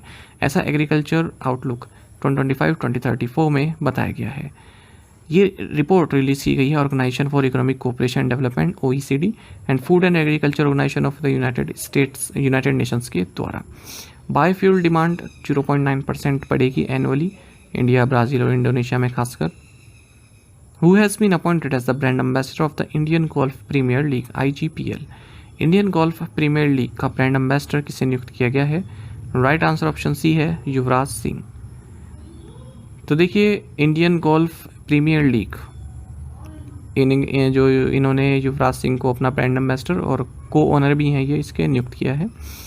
जो ये इंडियन गोल्फ प्रीमियर लीग है, ये इंडिया की first ever professional league tour होने वाली है। मैन और वीमेन दोनों ही कम्पीट करेंगे इसमें, अलग अलग फ्रेंचाइज टीम्स होंगी इसमें। Who is the current chairman and managing director of NTPC whose tenure has been extended by 1 year. NTPC के वर्तमान अध्यक्ष एवं प्रबंध निदेशक कौन है जिनका कार्यकाल 1 वर्ष के लिए बढ़ा दिया गया है? राइट आंसर ऑप्शन सी है, गुरदीप सिंह। तो गवर्नमेंट ने जो गुरदीप सिंह है इनका टेन्योर बढ़ा दिया है। ये NTPC के चेयरमैन मैनेजिंग डायरेक्टर हैं, 1 साल के लिए बढ़ा दिया। 31 जुलाई 2026 तक इस पोजीशन पर रहेंगे और 2014 में इन्हें अपॉइंट किया गया था। The resistance front TRF, which has been declared foreign terrorist organization by the US, had claimed responsibility for which recent terror attack in Jammu and Kashmir। America द्वारा हाल ही में विदेशी आतंकवादी संगठन घोषित किए गए रेजिडेंस फ्रंट ने जम्मू कश्मीर में हाल ही में हुए किस आतंकवादी हमले की जिम्मेदारी ली थी? राइट आंसर ऑप्शन सी है, पहलगाम अटैक। तो US स्टेट डिपार्टमेंट ने द रेजिडेंस फ्रंट, जो कि एक शेडो आउटफिट है, शेडो ऑर्गेनाइजेशन है Pakistan based terror group Lashkar-e-Taiba की, जिन्होंने पहलगाम टेरर अटैक की जिम्मेदारी ली थी कि हमने कराया है, इसे यूनाइटेड स्टेट्स ने फॉरेन टेररिस्ट ऑर्गेनाइजेशन डिक्लेयर कर दिया है। स्पेशली डेजिग्नेटेड ग्लोबल टेररिस्ट भी डिक्लेयर कर दिया है। तो इसके तहत इस ऑर्गेनाइजेशन में कोई भी फाइनेंशियल एड देता है, एडवाइस देता है, हेल्प करता है, उसे क्राइम माना जाएगा यूनाइटेड स्टेट्स लॉज के तहत। Where is the international chess day celebrated every year. अंतर्राष्ट्रीय शतरंज दिवस हर वर्ष कब मनाया जाता है? ऑप्शंस आपके सामने है। सही आंसर ऑप्शन सी है, जुलाई 20। इंटरनेशनल चेस डे हर साल 20 जुलाई को मनाया जाता है क्योंकि इंटरनेशनल चेस फेडरेशन की स्थापना पेरिस, फ्रांस में 1924 को इसी दिन हुई थी। जो ये इंटरनेशनल चेस फेडरेशन है, इसका मोटो है We are one family। Current world chess champion Gukesh Dommaraju हैं, गुकेश टी जिन्हें बोलते हैं, डी गुकेश जिन्हें बोलते हैं। और जो ये फाइट है इसका हेडक्वार्टर्स लुज़ान स्विट्ज़रलैंड में है। वर्ल्ड चेस डे 2025 का थीम है एवरी मूव काउंट्स। साथ ही आपको जानना चाहिए 20 जुलाई को इंटरनेशनल मून डे भी मनाया जाता है क्योंकि इस दिन एनिवर्सरी होती है ह्यूमंस द्वारा जो फर्स्ट लैंडिंग की गई थी मून पर as part of Apollo 11 lunar mission 1969 में। Who has been appointed as the new chairperson of the National Financial Reporting Authority NFRA? राष्ट्रीय वित्तीय रिपोर्टिंग प्राधिकरण के नए अध्यक्ष के रूप में किसे नियुक्त किया गया है? राइट आंसर ऑप्शन सी है, नितिन गुप्ता। तो गवर्नमेंट ने नितिन गुप्ता, जो कि फॉर्मर चेयरमैन है CBDT के, इन्हें चेयरपर्सन नियुक्त किया गया है national financial reporting authority NFRA का। इन्हीं के साथ साथ स्मिता जिंगरान, P डैनियल, सुशील कुमार जायसवाल को फुल टाइम मेंबर्स नियुक्त किया गया है नेशनल फाइनेंशियल रिपोर्टिंग अथॉरिटी का। और 3 साल की अपॉइंटमेंट इनकी रहने वाली है। अजय भूषण प्रसाद पांडे इससे पहले इस पद पर थे और उनका कार्यकाल 31 मार्च को समाप्त हो गया था। NFRA एक auditing and accounting supervision authority है भारत में, और जो भी ऑडिटिंग प्रोफेशन है इंडियन अकाउंटिंग स्टैंडर्ड्स उनको देखती है। इसकी स्थापना अक्टूबर 2018 को की गई थी। Who has been appointed as the new managing director and CEO of gift city? Gift city के नए प्रबंध निदेशक और CEO के रूप में किसे नियुक्त किया गया है? ऑप्शंस आपके सामने है। सही आंसर ऑप्शन बी है, संजय कौल।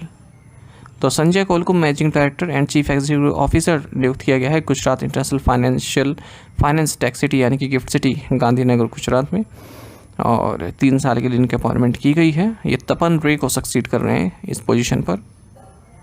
करंटली जो मिस्टर कॉल हैं जॉइंट सेक्रेटरी हैं यूनियन मिनिस्ट्री ऑफ कल्चर में। Which Indian bank has been named the world's best consumer bank for 2025 by global finance magazine?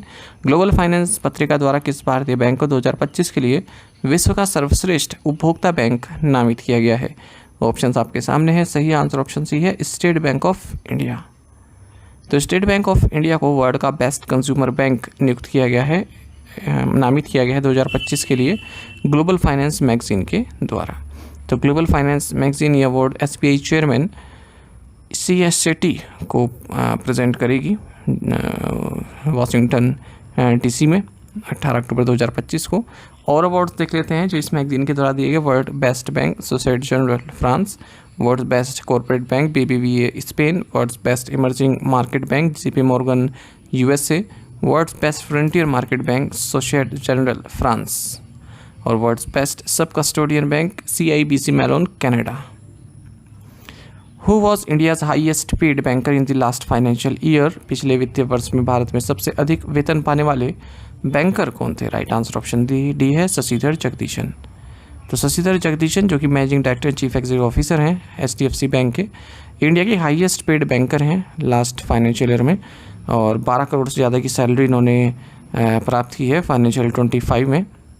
पिछले साल से 12% अधिक सैलरी है ये।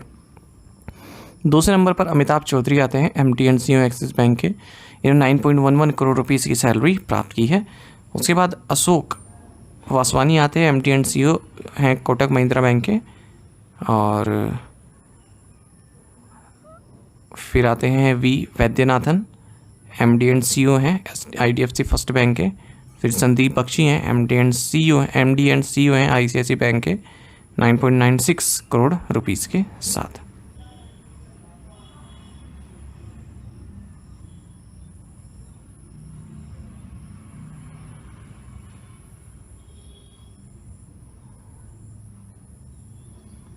एक मिनट, यहाँ पर ना ये वासवानी वाला ना इसमें ज़्यादा दिखा रहे हैं, हालांकि है शशिधर जगदीशन, ठीक है।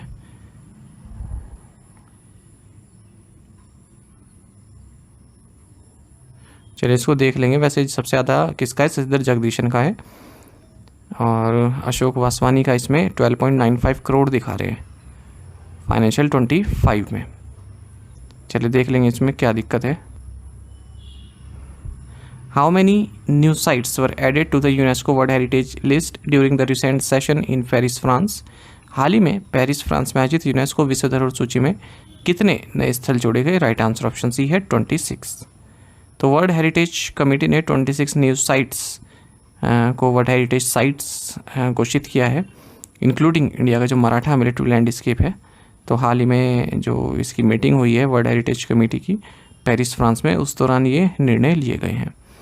Maratha military landscapes of India इसको भी इंक्लूड किया गया यूनेस्को वर्ल्ड हेरिटेज साइट में, और ये भारत की 44th प्रॉपर्टी बन गई है जिसे टैग प्राप्त हुआ है 11 जुलाई को। अच्छा, ये 47 सेशन था, और जो 46th सेशन था वो न्यू दिल्ली में हुआ था पिछले साल जुलाई 2024 में। पहली बार भारत ने होस्ट किया था। इस बार का हुआ है पेरिस फ्रांस में।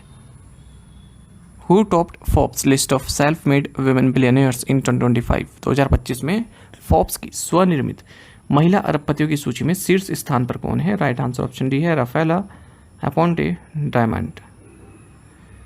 तो ग्लोबल एंटरप्रेन्योरशिप मॉनिटर के according 658 million female founders and business owners हैं वर्ल्ड वाइड, और ये जो फोर्ब्स की रिपोर्ट इसमें बताया गया कि जो सेल्फ मेड वुमेन है वो 3.5% है ग्लोबल बिलियनियर पॉपुलेशन के, और 2017 के बाद से 50% की वृद्धि देखने के लिए मिली है। इनकी जो कंबाइंड नेटवर्थ है वो 276 बिलियन US डॉलर की है, यानी कि एवरेज 5.5 बिलियन US डॉलर सबकी है पर इंडिविजुअल। इस लिस्ट को टॉप किया है राफेला अपोंटे डायमंड ने, जो कि को फाउंडर है मेडिटेरियन शिपिंग कंपनी की, जो कि लार्जेस्ट वर्ल्ड शिपिंग लाइन है। नेटवर्थ इनकी 38.8 बिलियन US डॉलर की है। सेकंड प्लेस पर आती है Diane Hendricks United States of America की, जो ABC सप्लाई की को फाउंडर है। इनकी नेटवर्थ 22.3 बिलियन US डॉलर है। चाइना इंक्लूडिंग हांगकॉन्ग, सबसे ज़्यादा यहाँ से फीमेल जो बिलियनियर है वो आती हैं। तो टॉप 50 में 18 चाइना से आती हैं, और इनमें टॉप पर है जोंग हुइजवान, तीसरे नंबर पर है ओवरऑल ये। हैनशोस फार्मास्यूटिकल्स की ये फाउंडर हैं। ऑस्ट्रेलिया की मेलेनी परकिंस ये यंगेस्ट हैं इस लिस्ट में, 38 ईयर ओल्ड हैं। कैनवा की को फाउंडर हैं, कैनवा आपने जानते होंगे। रिचेस्ट सेल्फ मेड वुमेन अगर हम भारत की बात करें तो Falguni Nair 3.4 billion US dollar की इनकी नेटवर्थ है। नायका की फाउंडर हैं ये। 31st रैंक है इनकी ओवरऑल अगर हम रिचेस्ट सेल्फ मेड वुमेन की बात करें पूरे वर्ल्ड में। उसके बाद फिर भारत में दूसरे नंबर पर और वर्ल्ड वाइड 32 नंबर पर है किरण मजूमदार शॉ, जिन्होंने बायोफार्मास्यूटिकल फर्म बायोकॉन की स्थापना की 1978 में, इनकी नेटवर्थ 3.3 बिलियन US डॉलर की है। Which state's relief commissioner's office signed memorandum of understanding with UNDP to strengthen disaster management. किस राज्य के राहत आयुक्त कार्यालय ने आपदा प्रबंधन को मजबूत करने के लिए UNDP के साथ एसोसिएशन ज्ञापन पर हस्ताक्षर किए? राइट आंसर ऑप्शन डी है उत्तर प्रदेश। तो एक मेमोरेंडम ऑफ एसोसिएशन साइन किया गया है relief commissioner's office Uttar Pradesh और यूनाइटेड नेशंस डेवलपमेंट प्रोग्राम के बीच में, जिसके जरिए राज्य में डिजास्टर मैनेजमेंट को और मजबूत बनाने के लिए कार्य करेंगे।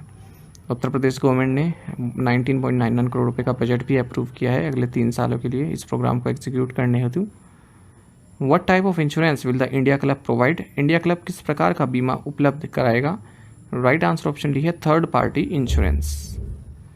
तो सेंट्रल गवर्नमेंट ने इंडिया का first protection and indemnity entity launch करने की तैयारी कर ली है, इसका नाम होगा इंडिया क्लब।